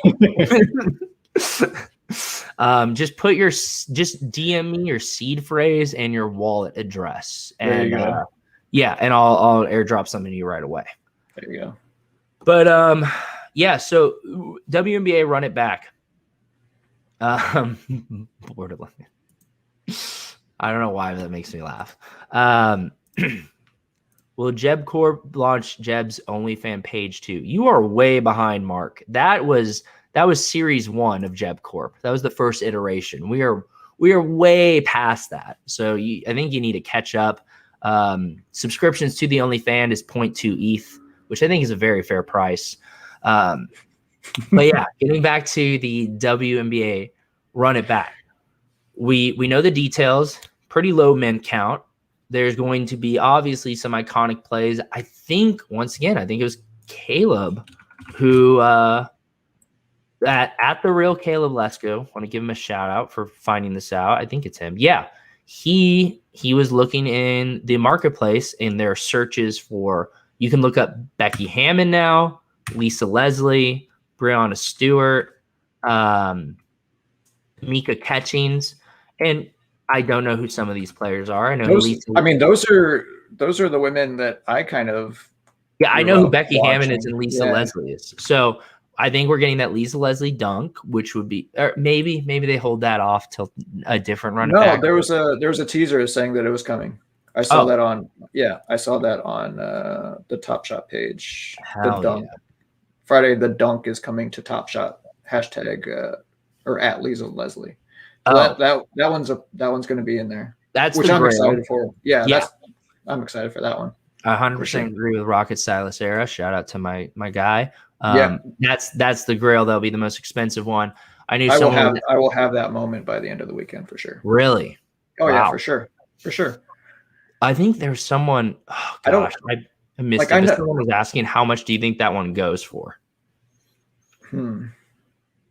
Short term and long term, because that makes it a little more fun. We get to speculate. Short term. I say, what's the most expensive? What's the Asia, like 150 right now?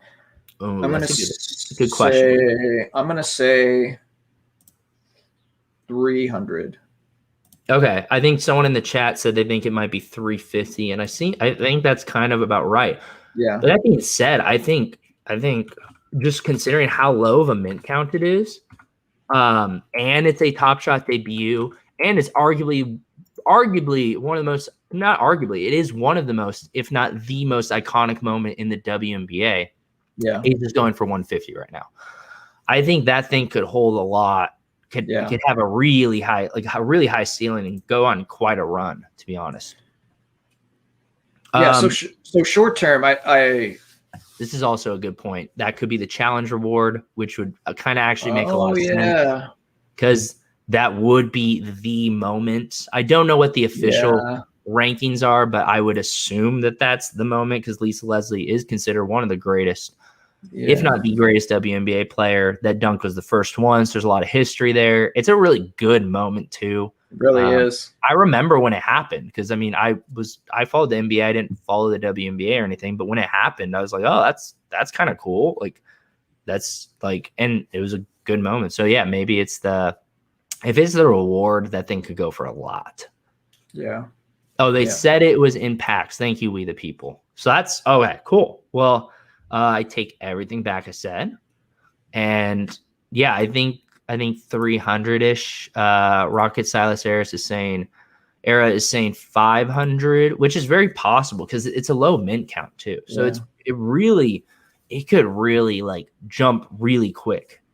I think long term it's going to be worth a bunch because I think long the exposure of WNBA right now is not like what it will be in 5 or 10 years. I'm assuming with the amount of exposure that it's going to be receiving just through NFTs plus everything is kind of expanding in women's sports. Correct. Are becoming more popular. So I don't know if it's going, I mean, it'll gain value in time, just like everything else will, but I think those special run it back moments from series 1 of the W will be definitely worth holding on to long term. I love this comment. That's what I'm saying. Like maybe that could be accurate. There could be 600 people like me that are going to geek out about the WNBA run it back. Well, and that's the thing is all it really takes is like 400, but eventually 300. Yeah, to push that price up for sure. Correct. So what is everyone in the chat? What do you guys think it'll be worth long term? You guys are saying like 300 to 500, maybe like between 300 and 600 with the initial. What do we think it's long term? And by long term, let's say 3 years. So 2024. What do we think this Lisa Leslie dunk is worth? Because this is going to be the obviously the highest, most expensive moment out of this pack. I personally would say 2 to 3K, like nothing super crazy, but like a pretty substantial like chunk of money because I mean it's Lisa Leslie. There's such a low mint count, it can really go to the moon pretty quick. So if they're doing 25 years of run it back just now, what are the run it backs going to look like next season? Are they going to narrow it down to 1 year? Are they going to do run it backs for the W? Or are they going to do something similar where they pick like the next 25 best or do multiple of the top 25, 50 players? That's a good question because, I mean, the WNBA is younger. They're still trying. Like, they're rolling out the best of the best. They rolled out the best of this season. They didn't just release common moments, which I think was a really good moment.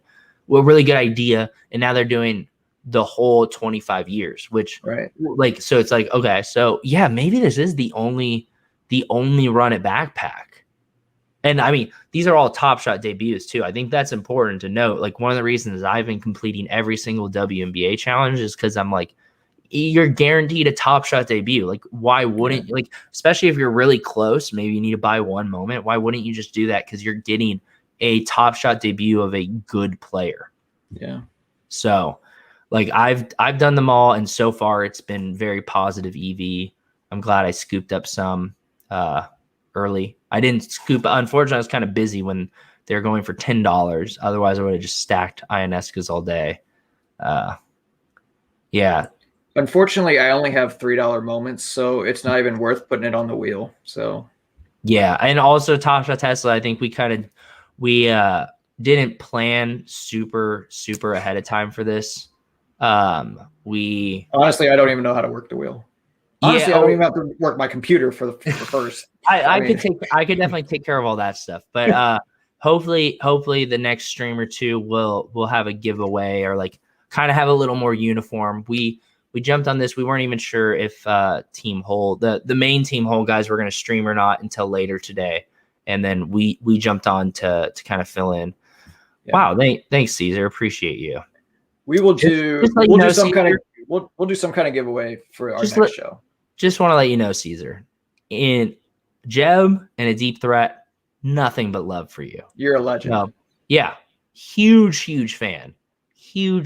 So when Mike gives you shit, just don't take it because we got your back. So I just want to make that very clear. Big Caesar fan. Let's see. So yeah, I mean, it'll be interesting because the other thing is someone, I think it was Pack Rip and other people I think said it too, but they're like, hey, like 25, you're doing 25 years for the WNBA. Are they going to do the 75 years for the NBA? And I don't think there's any chance. No, what do you mean? I don't think. Allen basically came out and said, no, we're doing 1 year. Yeah. So I think that's interesting too, is that this is specifically a WNBA thing where they're kind of just firing the best that they got. They're trying to make a big splash. I mean, in the future, they could do like a best of the decade type thing for those early decades because there's not enough film content to put together a whole bunch of moments from one season. Just the video quality and just the amount of videos aren't there. For those, so they could do like the best of the 50s or best of the 60s type series. Yeah, and I think that would. I think it's a long time. I think it's a long time before we like get to that. Anyway. Yeah, that's probably. I mean, it's not this year. I don't know when they would start it, but I would be interested in like completing the best of the 60s set. They don't do that. I mean, they don't do that until they like come out of beta. Oh, for sure. But that's another question. Do you think they come out of beta when Series 3 starts? Because I don't know if you saw Roham's tweet, but he basically was like, yeah, we're putting the pedal to the metal here. Let me see if I can read it. I thought it was really interesting. Gosh. He basically said, oh, here it is. If you're part of NBA Top Shot, expect to see accelerated product development at every step. We want to get out of beta ASAP. Mobile app, non-custodial wallets, and of course the best content. So, I mean, they're putting the pedal to the metal here. They're saying, hey, we want to get out of beta sooner rather than later. We want to make a mobile app, which I think is probably a priority shift after that Apple lawsuit went through, where they're like, oh, we now don't have to give 30% to Apple because we have the whole Flow blockchain. Like we can just circumvent that now, and Apple can't do anything about it. And non-custodial wallets is really cool because I mean that'll definitely decrease the amount of circulation out there, stuff like that. So do you think we get out of beta before? Do you think we get out of beta before Series 3 starts or at the beginning of Series 3, or do you think it's still a year on? No, I'm sticking with the All-Star break of of this season. I think. So you think it'll happen this season? Couple months away before the end of the season. Yeah, I think we're aiming for All-Star break when they can do a bunch of stuff around the All-Star weekend and have everything steady and just the opposite of last All-Star break. I agree. And but Rich, I don't think they'll be ready in 3 weeks or 4 weeks. I mean, maybe, who knows? They are very good about like keeping things kind of quiet and just being like, hey.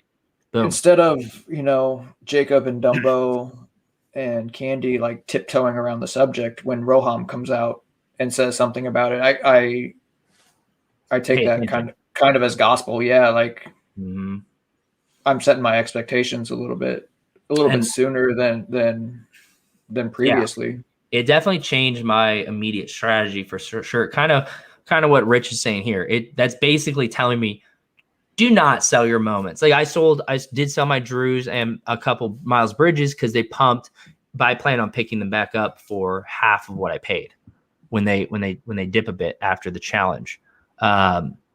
Because wow, Caesar, big Caesar fan. I cannot stress it enough. This is currently a semi-regular show. We're gearing towards a regular show. Yeah, I want to as long as our schedules are. Yeah, we've done a couple streams on my channel. This is our first stream here. I was unfortunately busy last week. Did you put your stuff in the show notes? I can't see it. Oh gosh, I did not.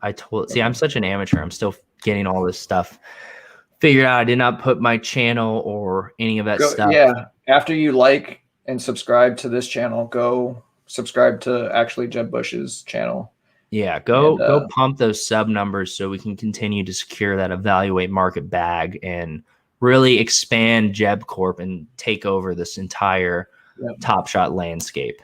And you guys will see us hopefully Wednesday nights after the team hold stream. We're still working out. We're still working out the details, but yeah, the goal is to stream at least once a week. And just to be kind of behind the scenes for you guys. Jason, I know I mentioned this to you in the DMs, but I'd said, hey, like, do you want to maybe do a Friday stream, like a Friday afternoon stream? Because the Team Whole guys are going to be, Mike and Greg have the bachelor party. They're not doing any content Thursday or Friday, and Friday's a pack drop. So it might be worth us streaming, doing a pack opening, especially if a couple people get packs. That could be fun. We need to figure this out then, don't we? Yeah, it would be fun because I know you had said we want. Yeah, okay, cool. I'd love to do it.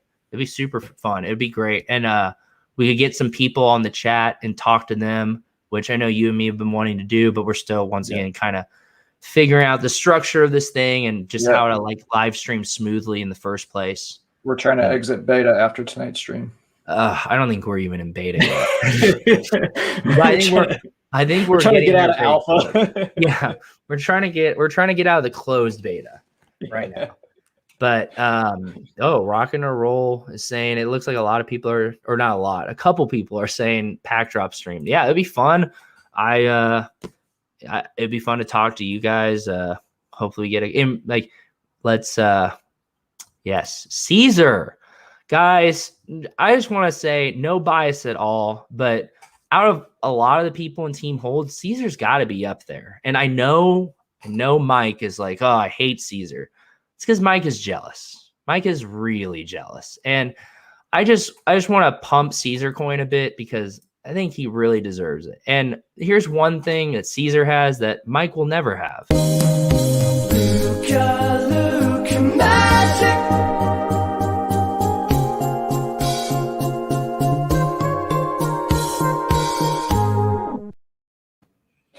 We just have to replace Mike's face with Caesar's, right? Yeah, we do. Well, I don't know what Caesar's face looks like, but we do. I need to make that happen immediately. Yeah, because I mean, do a little bit video editing there and get Caesar on there instead of Mike, just to rub it in. Neil, we're going all night. This is a 24/7 stream. Yeah, you've seen our streams before, Neil. You know, we just run until we run out of things to talk about. Me and Adeepthret have gone 5 hours straight before. So we're not even at 2.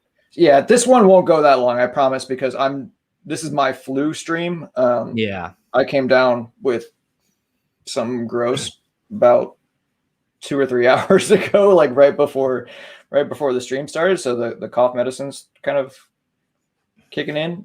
So this one won't go 5 hours, I promise. But I mean, as long as we have stuff to talk about, and as long as my earbuds are still working, I'm here to chat. And my girlfriend's busy studying in grad school, so I have all the time in the world, guys. Caesar, yes, he does. Does he have a Luca Holo though? Because that is in Greg's account. So does he even own a Luca Holo, much less a Luca TST? I don't know. The jury's still out on that. He should only be allowed to play a third of that video.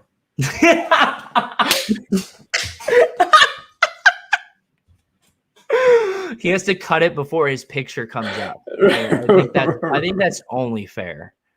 Um, yeah, I mean that's the goal, Macabeard. I want to look exactly like that before the stream ends. I just filled out an entire FAFSA application. Y'all are still going. Well, make a fake identity and fill out another one, Neil. Because I hope you get into school wherever you're applying to.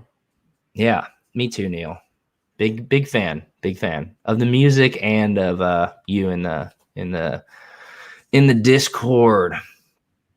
So, is there anything really quick? Is there anything that we haven't talked about? We talked about trade tickets, our overall strategy.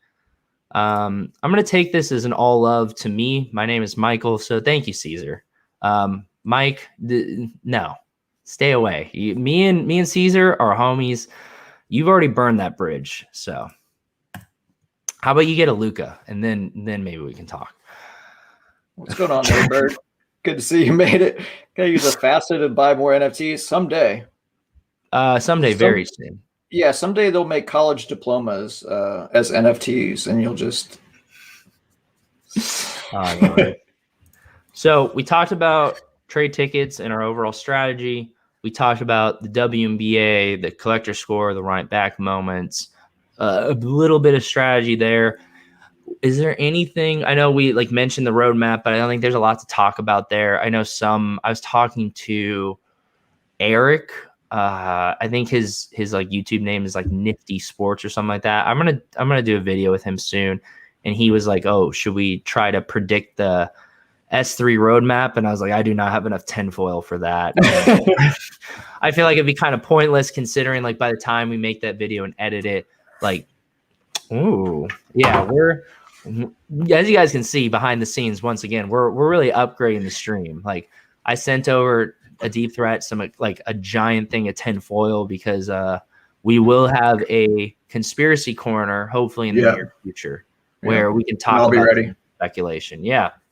But is there anything else? Anyone in the chat, if you guys have any questions or there's something that you think we haven't discussed, feel free to drop it. What did we talk about last time that we ended up talking about for 15 minutes? Oh, I guess it was the Owners Club. It was the Owners Club stuff. Yeah.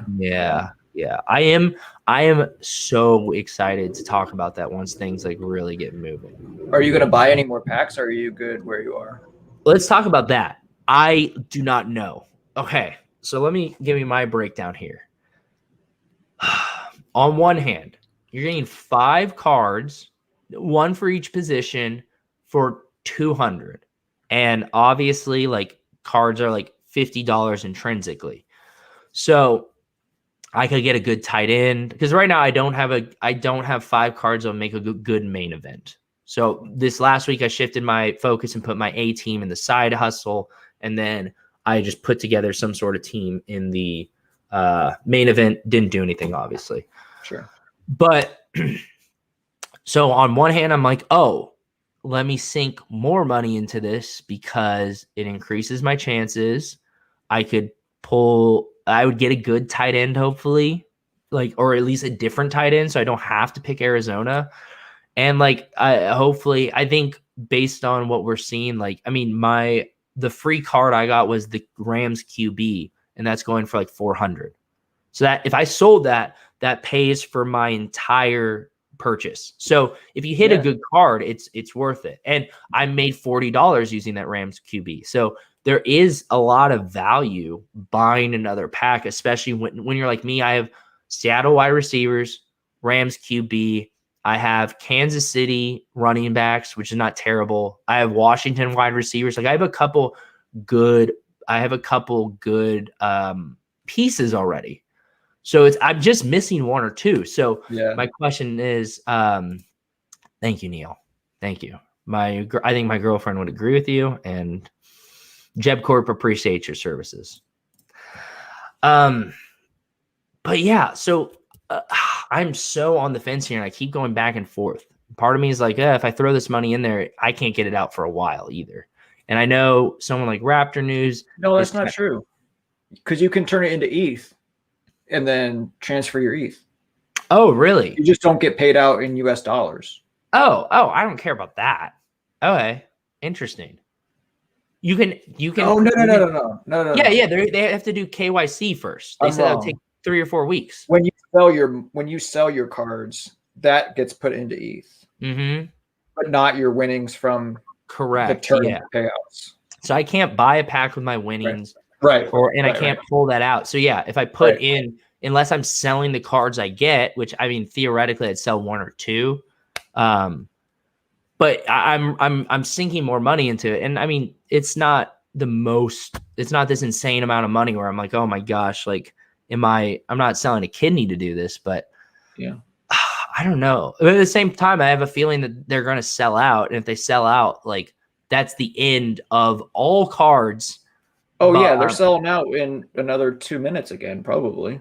Well, it's a pre-order. You put it in. So they're not making unlimited amounts. But if you didn't get a pack last time and you want a pack, you get priority. And then after that, everyone who signed up, you tell them how many packs you want. And then everyone gets 1 pack. And then they start going around with 2 and 3 and stuff like that.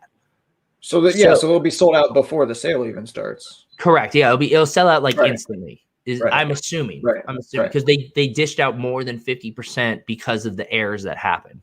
So the question is, one, do we think too many people got burned that it doesn't sell out? I think it probably sells out. Just especially if you're someone who's already won a decent chunk, you're like, hey, I'll buy 3-4 packs. Like, why not? I already like KYC later. Yeah, I know Dustin already cashed 150, so he took out, I think he spent, I want to say he spent like 200, 250 total. So he's already got half back, and there's like a bunch of weeks left, and bye weeks and all that stuff hasn't happened. Yeah. So I don't know. What are you going to do? Yeah, so I've sold one of my, I don't even know which one, but I bought 6 packs.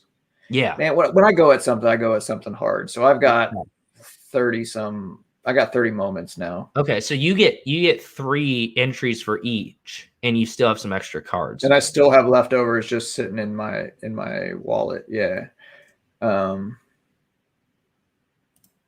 So yeah, I'll probably get 1 or 2 more packs, depending, because I'm trying to sell a lot of my wide receivers because I've got the Joker, I've got Buffalo, Dallas, and Minnesota receivers.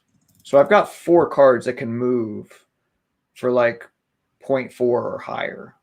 Jeez. So you can pretty much recoup right away. Not 0.4, 0.04. Sorry, I'm new to ETH just like everyone else. Yeah. I'm sure my Joker can go for 1 ETH maybe.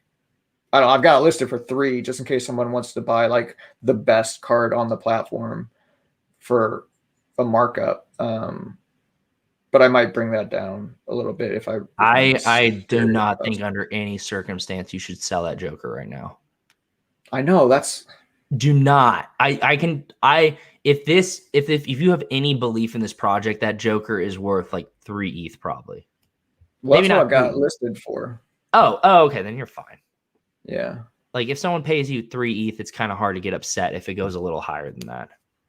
Yeah. But I'm perfectly fine if it sells at that point. Okay, I thought you had it listed at 1 maybe, and I was like, yeah. No, I'm just trying to think of like what it would realistically sell for. But if I can sell like throw it in, Neil. We'll address it for sure.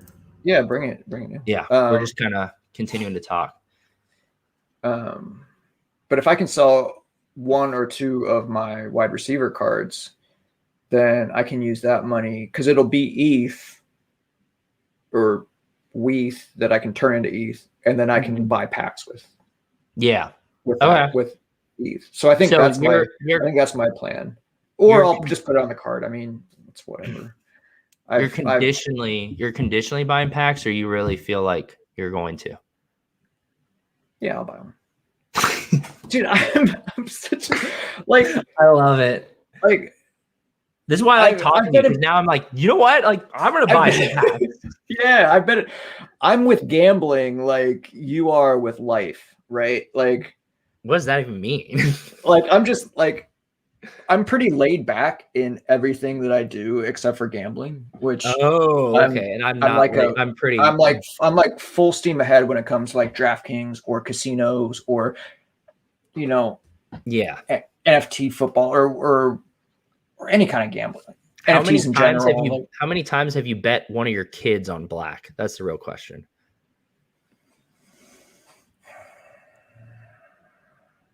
And how much the were they? last time I said something bad about my kids, they actually were watching.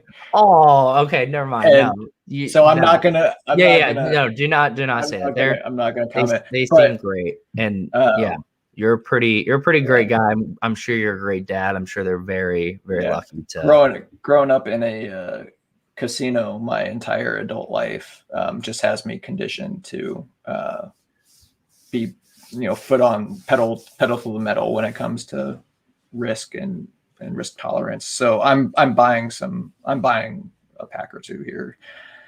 I mean, if I'm throwing money at Dr. Seuss, I can throw money at a seventh OTM pack. You know what? I'm gonna buy at least one more pack then. You know what? I'm decided. Let's do it. You know what? I need a running back. If you pull a good running back, ship it my way and I'll send you whatever you need. Okay. Yeah. I need a tight end, that's for sure. But yeah, you know what? I'm gonna buy at least maybe I'll buy two, but I'll at least buy one pack. That's you get 10. No, I can't. I don't have 2K to like just. All right. Yeah. Maybe my crypto dad's like hit the moon and I flip a family, then we'll. You still have 3 of them? Yeah. I'm not. Okay, so I'm not touching those things. Yeah, they're all in separate wallets. I'm not worried about them at all. I'm just forgetting about them. Yeah. All right. Back to Top Shot. All right, let's go. What do we got? What's your collector score strategy for S3? Assuming the floor rises on S1 and S2 and it's harder to stack cheapies. Mostly curious if you have an approach before you know what S3 looks like. So for me, my collector score strategy for S3 right now, me and Adeepthret have both kind of said buy the floor for a while. We've been stacking collector score. My strategy right now for S3 is do not care at all about the collector score about it. The only reason, and I plan to be much more liquid with S3 moments than non-liquid. Like I do not plan to hold a lot of S3 as I'm opening packs. And that could obviously change once S3 happens. But one, I feel like I got a lot of the moments I need for showcases and challenges and stuff in S2. Unless they require specific S3 moments, like I already have Giannis's, I already have Drew Holiday's, I already have LeBron's, I already have Luka's, all this stuff. So I don't need, I mean, granted, if I hit a Luka on S3, I'm going to keep it. But I don't think I need any of the floor garbage. So there's I do not care about collector score at all with S3. I think floor S3 either gets sold or most likely immediately gets turned into a ticket as I just slowly accrue tickets getting ready for that S1 drop. And I think the floor on S2, I plan to buy and sell as the waves hit. So I plan to sell high especially when this run it back NBA challenge is announced. I think there's going to be a massive floor shift. And I'm going to sell all the way down till I hit that priority queue that I need to. Then, after that run it back, reassess, try to buy up some of the floor. I probably won't get all the moments that I sold back because I'm not going to buy at a loss. I'm not going to buy at what I sold either.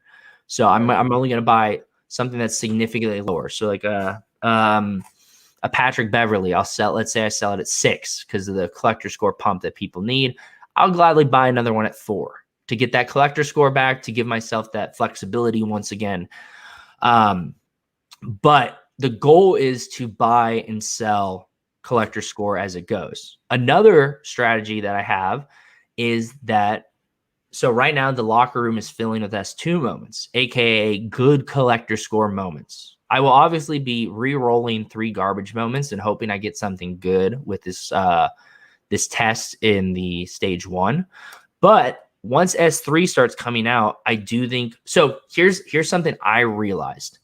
and I think this is brilliant by Top Shot, and I didn't realize it at all, and I'm almost ashamed of myself. I'm getting a work call at 8 p.m. I'm not answering that. But what was I thinking? Oh, so here's what I think is brilliant by Top Shot. So they're like, hey, you can't, like, the money you put in kind of has to equal what you get. And they've had those rules where you can't have a rare in a base set, blah, blah, blah. Well, that gets very fudged.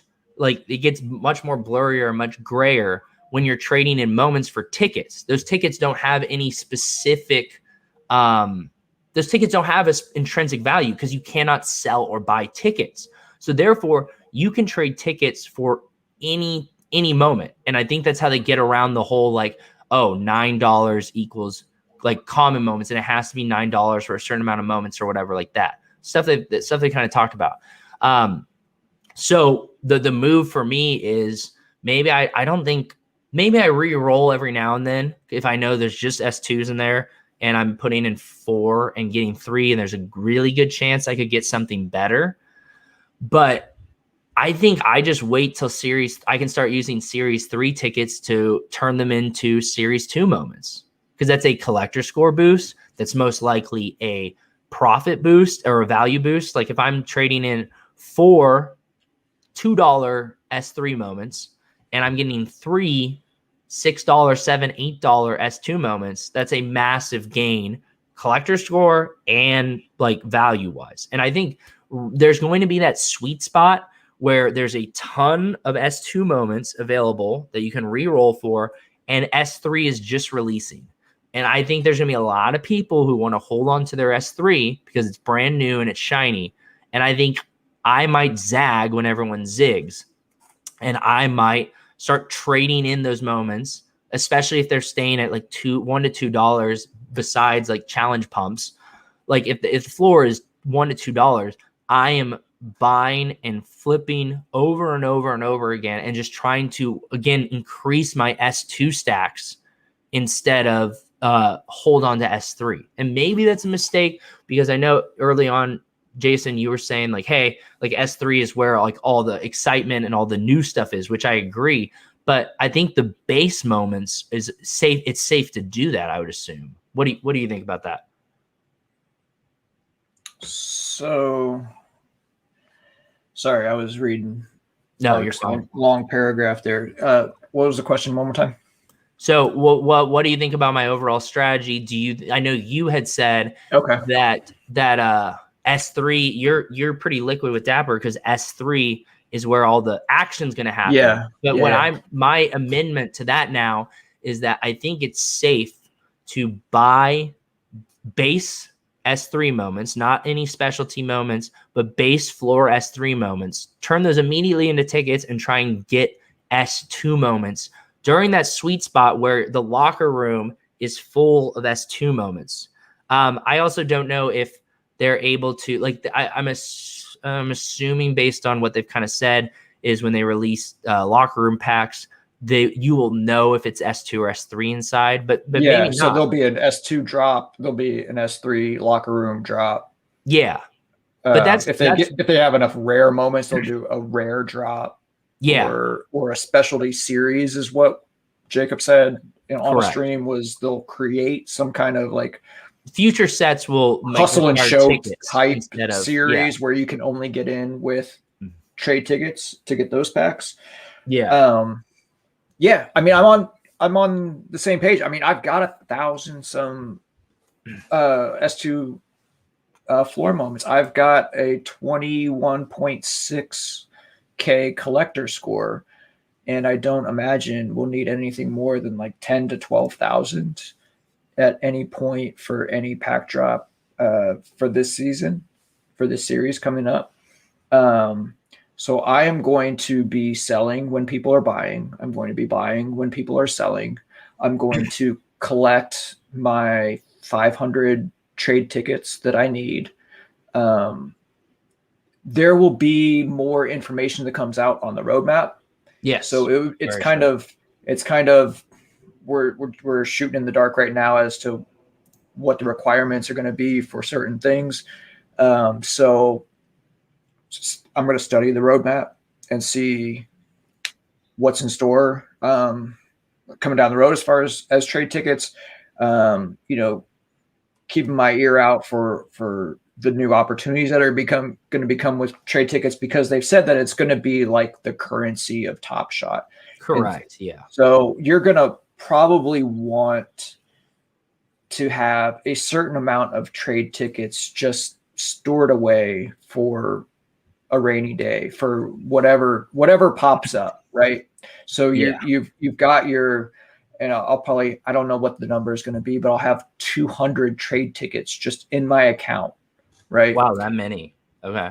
Sure, if they're $1. Yeah. Not if they're $3, but okay. I see what you're saying. A couple $100 in trade tickets just in my account, because when they announce something, like let's say they announce a specialty pack that requires a certain amount of tickets, well, what's going to happen? All the floor prices rise, and your $1 moments are now going to be $3, right? And Yeah, so now people are paying 3 times as much, where I will already have that stored away.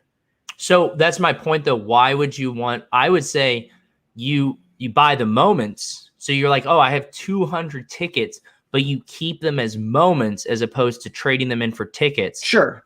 Yeah. Because yeah. Okay, good. Because if you have 200 tickets, those are stuck as tickets. Yeah, it doesn't do you any good, because they're not going to do like a flash sale like for the next 5 minutes. Yeah, I would use your trade tickets right now. That's not going to happen. So just having those moments as set aside as tickets, but you can sell them if they put Serge Ibaka in a challenge or something. You can sell your 20 Serge Ibakas or whatever, whoever, the Mason Plumlee or whatever, like selling as people are buying. Like that's kind of the gist of it. Is I've put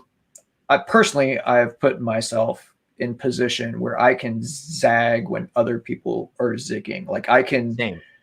Not as extreme as you can, unfortunately, but I'm getting there. Someday, Danielson. So, but yeah, I'm excited to do all of the challenges, and Same. I'm going to hold as many challenge rewards as I can. I'm going to be, Roham has explicitly said that rares and legendaries are the way to collect. Yes. So that's what I'm going to do, is I'm going to try to collect moving forward on S3 rares. Yeah, I'm gonna try to get S3 rares and S3 legendaries. Yeah, I do think instead of my S2 base, but the S2 base will appreciate to a value where I can sell S2 base, turn them into S3 legendaries, right? Yeah. And I mean, that's what we talked about originally, was we thought the S2 base was way too low. Like there's so much value there. But yeah, I think that's the switch, is like going forward, now that Top Shot's kind of worked out the kinks, S3, like collecting and holding S3 bottom tier moments, especially of no-name players, is a opportunity cost for sure. When you can turn that into Dapper, or most likely, I mean, I plan to turn it into tickets, or just have them sit there until a ticket rush happens or something like that. Right. Without a doubt. I'm still on board. Like I've been pounding this forever. The rare and legendary rookies. Mm-hmm. So I picked up the LaMelo MGLE this past season. How much you pay for that again? Because I think you hit it on the right at the bottom, didn't you? I almost nailed the bottom. I haven't nailed the top yet, but I damn near nailed the bottom there. Nice. I think I missed it by like $25 or something. But that was one of the good calls that I made. I remember when you made that too. I was impressed. Really quick, Stefan. Sorry if I butchered this. I'm not Stefan. Okay, my apologies. But I think Ultimate comes whenever they come out of beta. So if that's in S3, there's a chance it happens. I definitely don't think it happens right now, since we don't know if they're coming out of beta or not. I don't even know if that's relevant to like any of us, though. Like, no, not for us. Those are going to be auctioned. Yeah, we're not whales. Yeah, right. Okay. Stefan, it's French. Stefan. Okay. Yeah. I hope I'm pronouncing that right. I appreciate your graciousness. Thank you. So the other thing, so here's another question I have for you. I'm actually super curious about your answer because I really don't know what my plan is here yet. So run it back. Let's say they say, hey, you need 10,000 CS or 8,000 CS, like a pretty high number. And we see that floor, and I think your CS is it would be like at almost 20K right now, right? 21, yeah. Nice. So you're at 21. Let's say they announce 10K as the top queue. Do you, when the pump happens, do you sell all the way down to 10K and then buy back on the dip, or do you sell down to a certain amount above 10K and then buy back on the dip? You get what I'm saying? So like, do you sell all the way down and try to maximize profits in one move, or do you kind of sell a bit just in case like the floor stays higher than you thought it would? I mean, since I'm not going to be turning those S2s into trade tickets, it would only make sense to sell down to what I think the top floor number would be.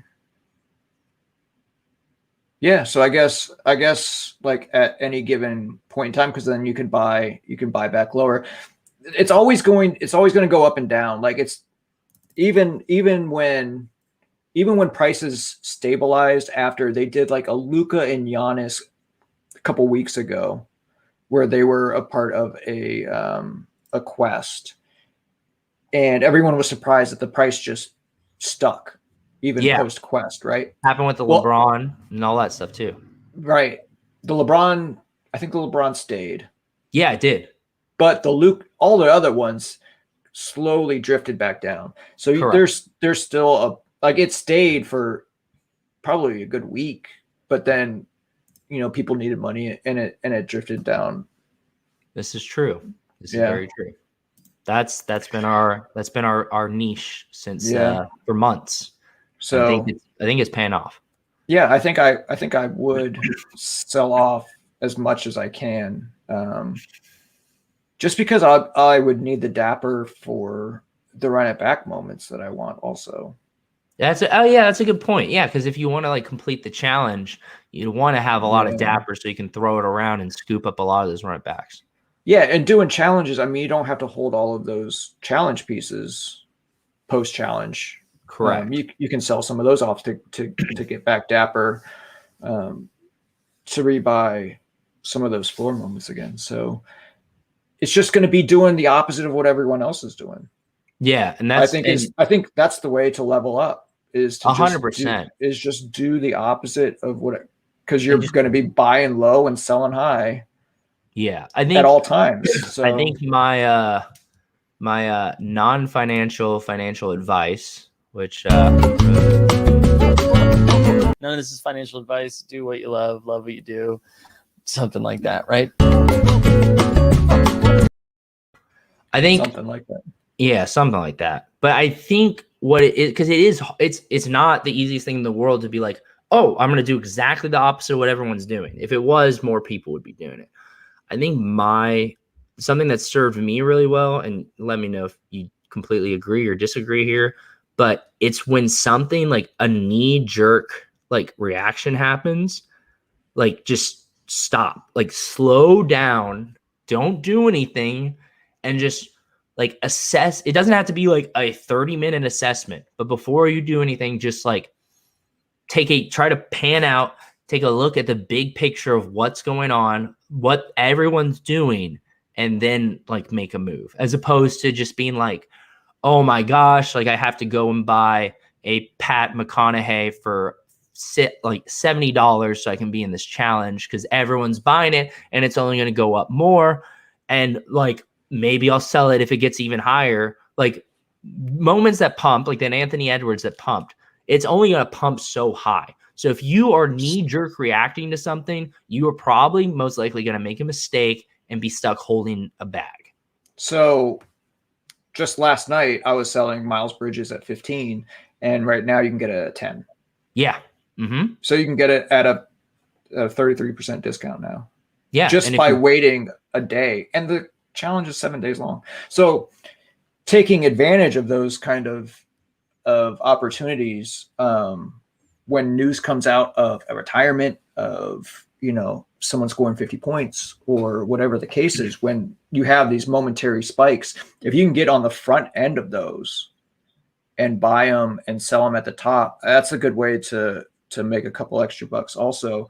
Yeah. But don't FOMO into those opportunities. Like, it just comes with experience, knowing how high something will spike, and knowing like a quest lasts a week, so you don't have to buy the very. I know he always says McConaughey, doesn't I'm like so sorry. Yeah, I Matthew don't know why. McConaughey, the basketball player. Pat McConaughey, the basketball player. Matthew McConaughey's son. Yeah, Famous basketball player. but just knowing that a quest lasts a week and you don't have to finish it in the first hour, like that just makes sense, right? Correct. And you know the guys that are getting in early just to flip at a higher price, right? So you know the guys are buying low to sell high, but then people will start undercutting and everything. This is so true. The Bay Area Yacht Club. I've said this multiple times. There's something wrong with my brain. Doesn't make those synapses connections. Speaking of the Bay, man, how's weather out there? Is it still 85 and sunny? I'm in SoCal, I'm so not jealous. NorCal. So it's still okay. I mean, I go to the beach and play spike ball every Saturday morning. Today beautiful. Was the first day of autumn officially, and here in the Midwest, yesterday it was 80 degrees, and today it's in the 50s and rainy. I don't so think like I don't know we if just flipped the calendar and it's fall. So there we go. I don't know if in my lifetime if it ever has hit 50 degrees like during the daytime. My entire life here. I don't think that's ever happened. Anyway, I was like, I walked out the door and it's like, I need a winter coat almost. Like yesterday I was out in shorts and a t-shirt. Anyway, this is first day of fall. Okay. First of all, love that profile picture. It's dope.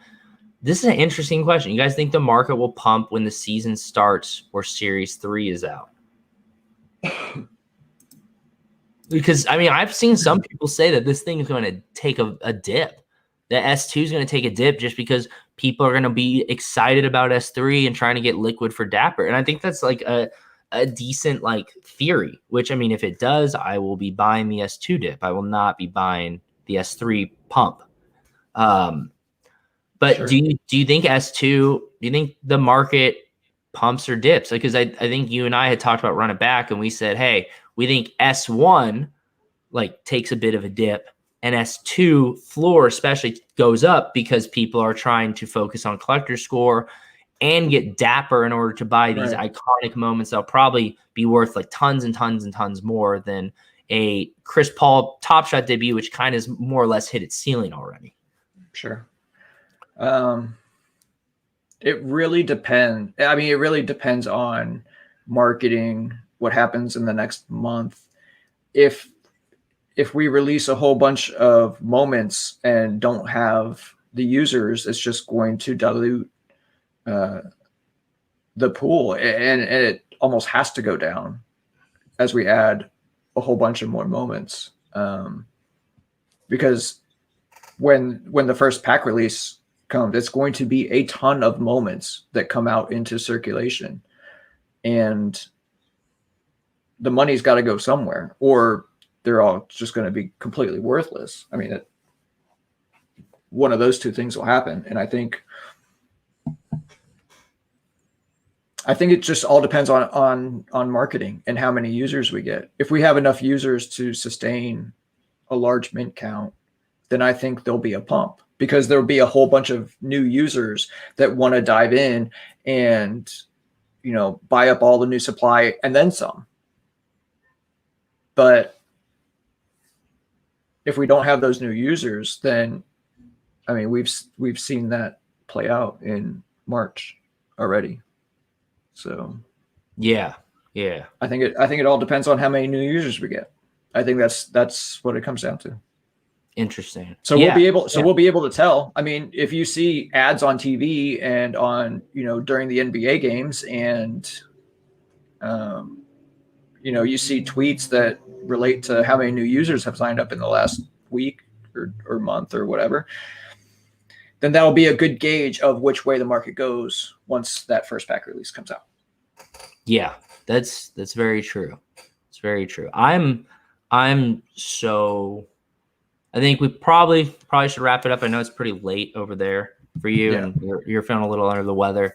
But I mean, it's you and me. We could talk about this all day, and I could really talk about this all day because I'm so excited. Just like trade tickets, such a new element, something we've hypothesized about endlessly. And there's a lot of things we got right, and there's a lot of things we didn't get right. Whether that's because Top Shot changed it, or we just predicted wrong. And so it's like, and things are just getting started. Once S3 launches, like it's gonna be like we thought it was a sprint for S2. I have a feeling S3 is going to be even like a crazier sprint, maybe for a shorter amount of time, but especially with Run It Back happening and possibly Rake Back, I think it's going to be in insanity for the first couple of weeks.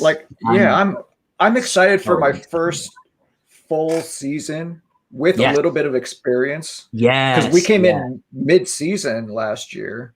Deer in the headlights, and we didn't know what was going on either. Correct. At the beginning, we had this crazy volatility going up and down, and mostly down, but like just crazy stuff was happening. And now that we're kind of like veterans, and then get to see what happens at the season tip-off pack all the way through to the finals and everything in between, and everything should be much smoother, and we should get a whole bunch of new users, and it should be just an absolute blast. And I'm super excited. And I'm going to have a bunch of Dapper, and I'm going to fire and fire and fire until my gun is empty. So I'm just, I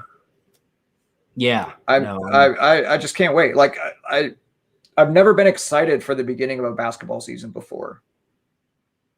It's been a while since I've been excited too. I think the last time I was really excited about a basketball season was, oh gosh, no. The last time I was excited about a basketball season, the beginning of basketball season, is when the Lakers, first of all, David Stern, that idiot, ruined the Chris Paul trade and just robbed Kobe of more rings. Like Kobe would have the most rings out of any more than Jordan if it wasn't for David Stern. Let's just call it what it is. But they still ended up with Dwight Howard, who at the time everyone was like, oh my gosh, and Steve Nash. Like, and I was so excited. And then just all my hopes and dreams just dashed on the sharp rocks of reality very quickly. And that I think that was legitimately the last, and that was 2012. I remember it was the freshman year of college for me. Lots of new things, like was very, very devastated that the Lakers like sucked. So yeah, and this is definitely the first time I've ever been excited about the start of an NBA season in general. Like I'm excited to see the Bucks. I'm excited to see the Mavs. I'm excited to see the Nuggets, all that stuff. Yeah. This isn't going to be our first full NBA season, Rodney. But it's going to be, Jason was saying, me and him. And a lot of us who joined Top Shot around the All-Star break. That's when I joined. And so this will be the first time we get to experience Top Shot from the very beginning of the season all the way to the end, which is really, really cool. Yeah. Yeah. No, the fact that they made that Nash Run It Back his Top Shot debut is a crime against humanity. It's so disgusting. This man played on the Suns and is like the greatest Suns, possibly the greatest Suns player ever. Yes, I know Charles Barkley is on the Suns. Like one of the best point guards ever, one of the best facilitators ever, could shoot the lights out of the building. So many incredible, memorable moments on the Suns. And none of them on the Lakers. You disgrace this man by giving his Top Shot debut on the Lakers. How dare you? Someone needs to be arrested for that. Yeah. Someone belongs in Guantanamo Bay for that. Okay. Oh my gosh. I am. If that, I pray to God. That's the one with this running back pack. Just please get the players right on their right teams, especially if it's a Top Shot debut. Why is Paul Pierce's Top Shot debut on the Nets? I hate Paul Pierce, or I grew up hating him. Put him on the Celtics. What is? They should have skipped those guys, right? To at least make their debuts on the right team. There's a lot of players in the NBA. They did a run it back of Steven Adams and Zaza Pachulia. Yeah. So I think you can skip Paul Pierce if you're scraping the barrel that low. Yeah. Oh my gosh. This is ridiculous. Oh my gosh. I could go on a legitimate just rant about this. It blows my mind that exactly. Yeah, let's just get Shaq. Let's get a moment where half of it he's on the Celtics and the other half he's on the Suns. Why not? Geez Louise. It pisses me off so much because the Kevin Garnett one's a huge one. I'm a big Kevin Garnett fan. Once again, I mean, he beat us in the finals and that really hurt. But so much respect for his hustle, his work ethic, such a great player. And then you make his Top Shot debut on the Nets. What? Oh my, do it at least on the Celtics. At least, if not the Timberwolves. Should be the T-Wolves, but the Celtics, doing? I know this is in beta, but oh my gosh. It is a crime against humanity. Oh my gosh. These are actual war crimes. And if with this run it back, they, at least with the WNBA, they have 25 years. So they can pick the right moments for the right players on the right team. Of course. Yeah. Do not do it for a player who's at the end. Does anyone want a Jordan on the Magic moment? No one wants that. So why would you give me a Kevin Garnett on the Nets?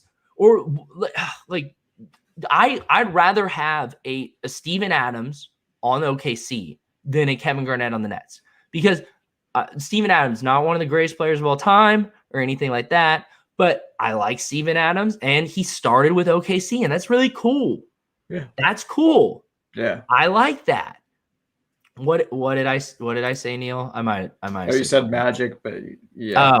Oh, sorry. I meant the Wizards. I just blacked out. He was so fired up. Yeah. Yeah. It legitimately breaks my heart that Steve Nash and a couple of these other people, Dustin, we can keep this going all night. I'm surprised he hasn't jumped on here and just extended this thing another 45 minutes. I know that's Dustin's specialty, but apparently he's too scared to get in the ring with the intellectual heavyweights, Adeepthret and actually Jeb Bush, but no, Threat. Yeah, no, we're wrapping it up. Yeah, that was quite a rant to finish things off. Yeah, it was a good strong finish, and I could go on, but I think everyone got the point. I think everyone in the chat is on board. We're all the exact same opinion, and that's what matters to me. Because here at Jeb Corp, there's one right answer. Right. Just keep that in mind. But yeah, I think they'll do a better job too. I think Series 1 they're figuring things out. I think this time I pray to God they I know Shaq's exciting, but if it's the year that he's on the Celtics, just wait. It'll be so much more worth it if there's a Lakers Top Shot debut Shaq. Or even Magic. Even Magic, yeah, that'd be great. But that would be so cool, as opposed to just taking all the air out of that tire and being here's a Suns Shaq. Here's Big Cactus. No, I would rather have Shaq dancing with the Jabberwockies while he was on the Suns. No, we need that. Yes, make that a moment. Yes. Do not put him on the Suns dunking the ball after he gets assists from Steve Nash. Please. what are we doing? So, I mean, once again, I have a lot of faith in Top Shot. I think they have learned from their mistakes, and I mean, props to them for making the mistakes at the same time, because that's how you learn. That's how you figure things out. I listened to this podcast with Alan, who was one of the co-creators of Top Shot, and he did a podcast before even the closed beta of Top Shot released, and his idea of what Top Shot was going to be compared to what it is now is so night and day different. And the fact that they've made those changes, there hasn't been someone's ego getting in the way of that, really speaks volumes to like how great Top Shot has done from top to bottom, like growing, evolving, changing priorities, all this stuff, pushing out solid, polished content, all that stuff. So, I mean, I could go on and on. I think Top Shot has really killed it these last couple of months, and I am very optimistic about the run it back. But yeah, looking at the first one, like I do not want to own a single one of those run it back moments. Not even like the good ones, like the run it back KD. I don't want that. Like that whole set to me is just weird. It's off. I don't want a Amari Stoudemire on the Knicks. I don't want Paul Pierce and Kevin Garnett on the Nets. I don't want a Steve Nash Lakers. And to me, that like ruins the entire series. And I mean, I know there's a lot of people who are very high on some of the moments there, but for me personally, like it kind of ruins it to me that they're not, they didn't do it right in my eyes. And I mean, I'm not making the product. So what I'm saying is I'm yelling at nothing, but at the same time, I really do hope they do it.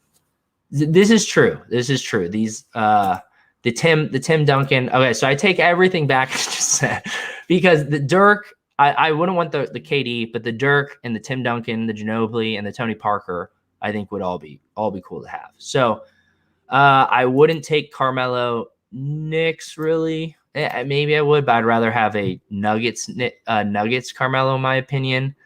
I'd rather have a Jeremy Lin on the Knicks personally. I think that would be super fire.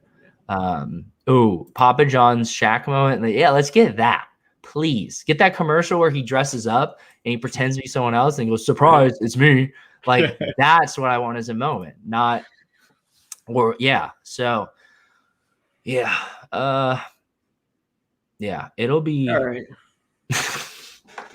All right. I think we always drag out our endings for like 20 minutes, and everyone's like, "Great show, great show, great show," and then like 20 minutes later, we're talking about Papa John's. And when did we get great show? Let's see how far back this was. And then here's me just dragging out longer. I can't find it, but just thank you so much to everyone for.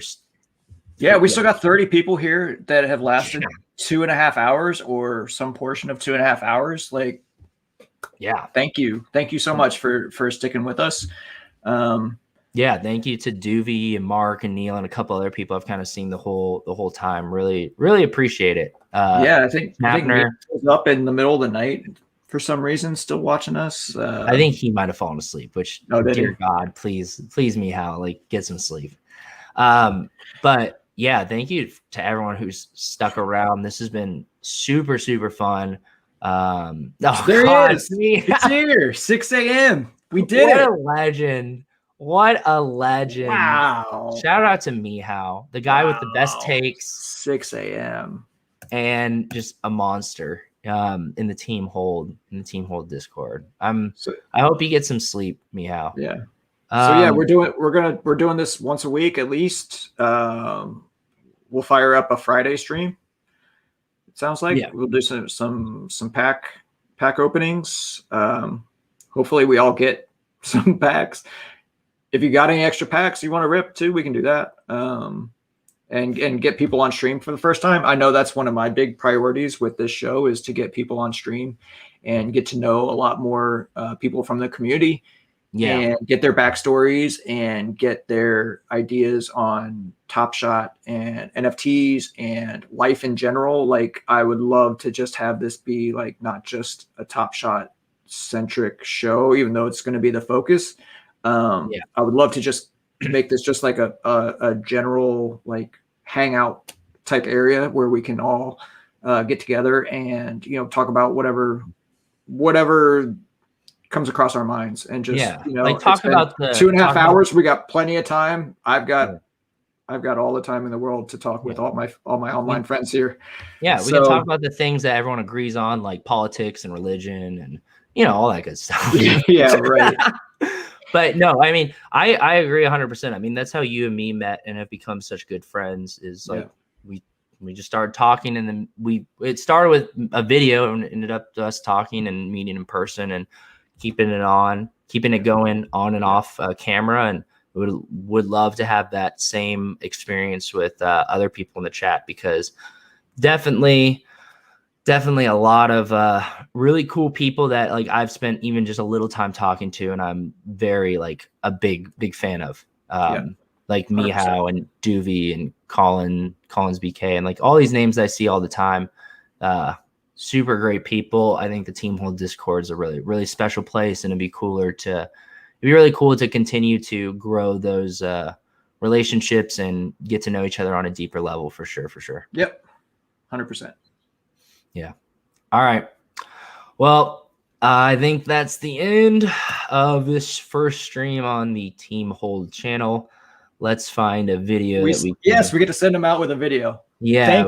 Thank you, Mike, for letting us pirate your stream and giving us the access to all the videos. That was so much fun. Yeah. No, this was great.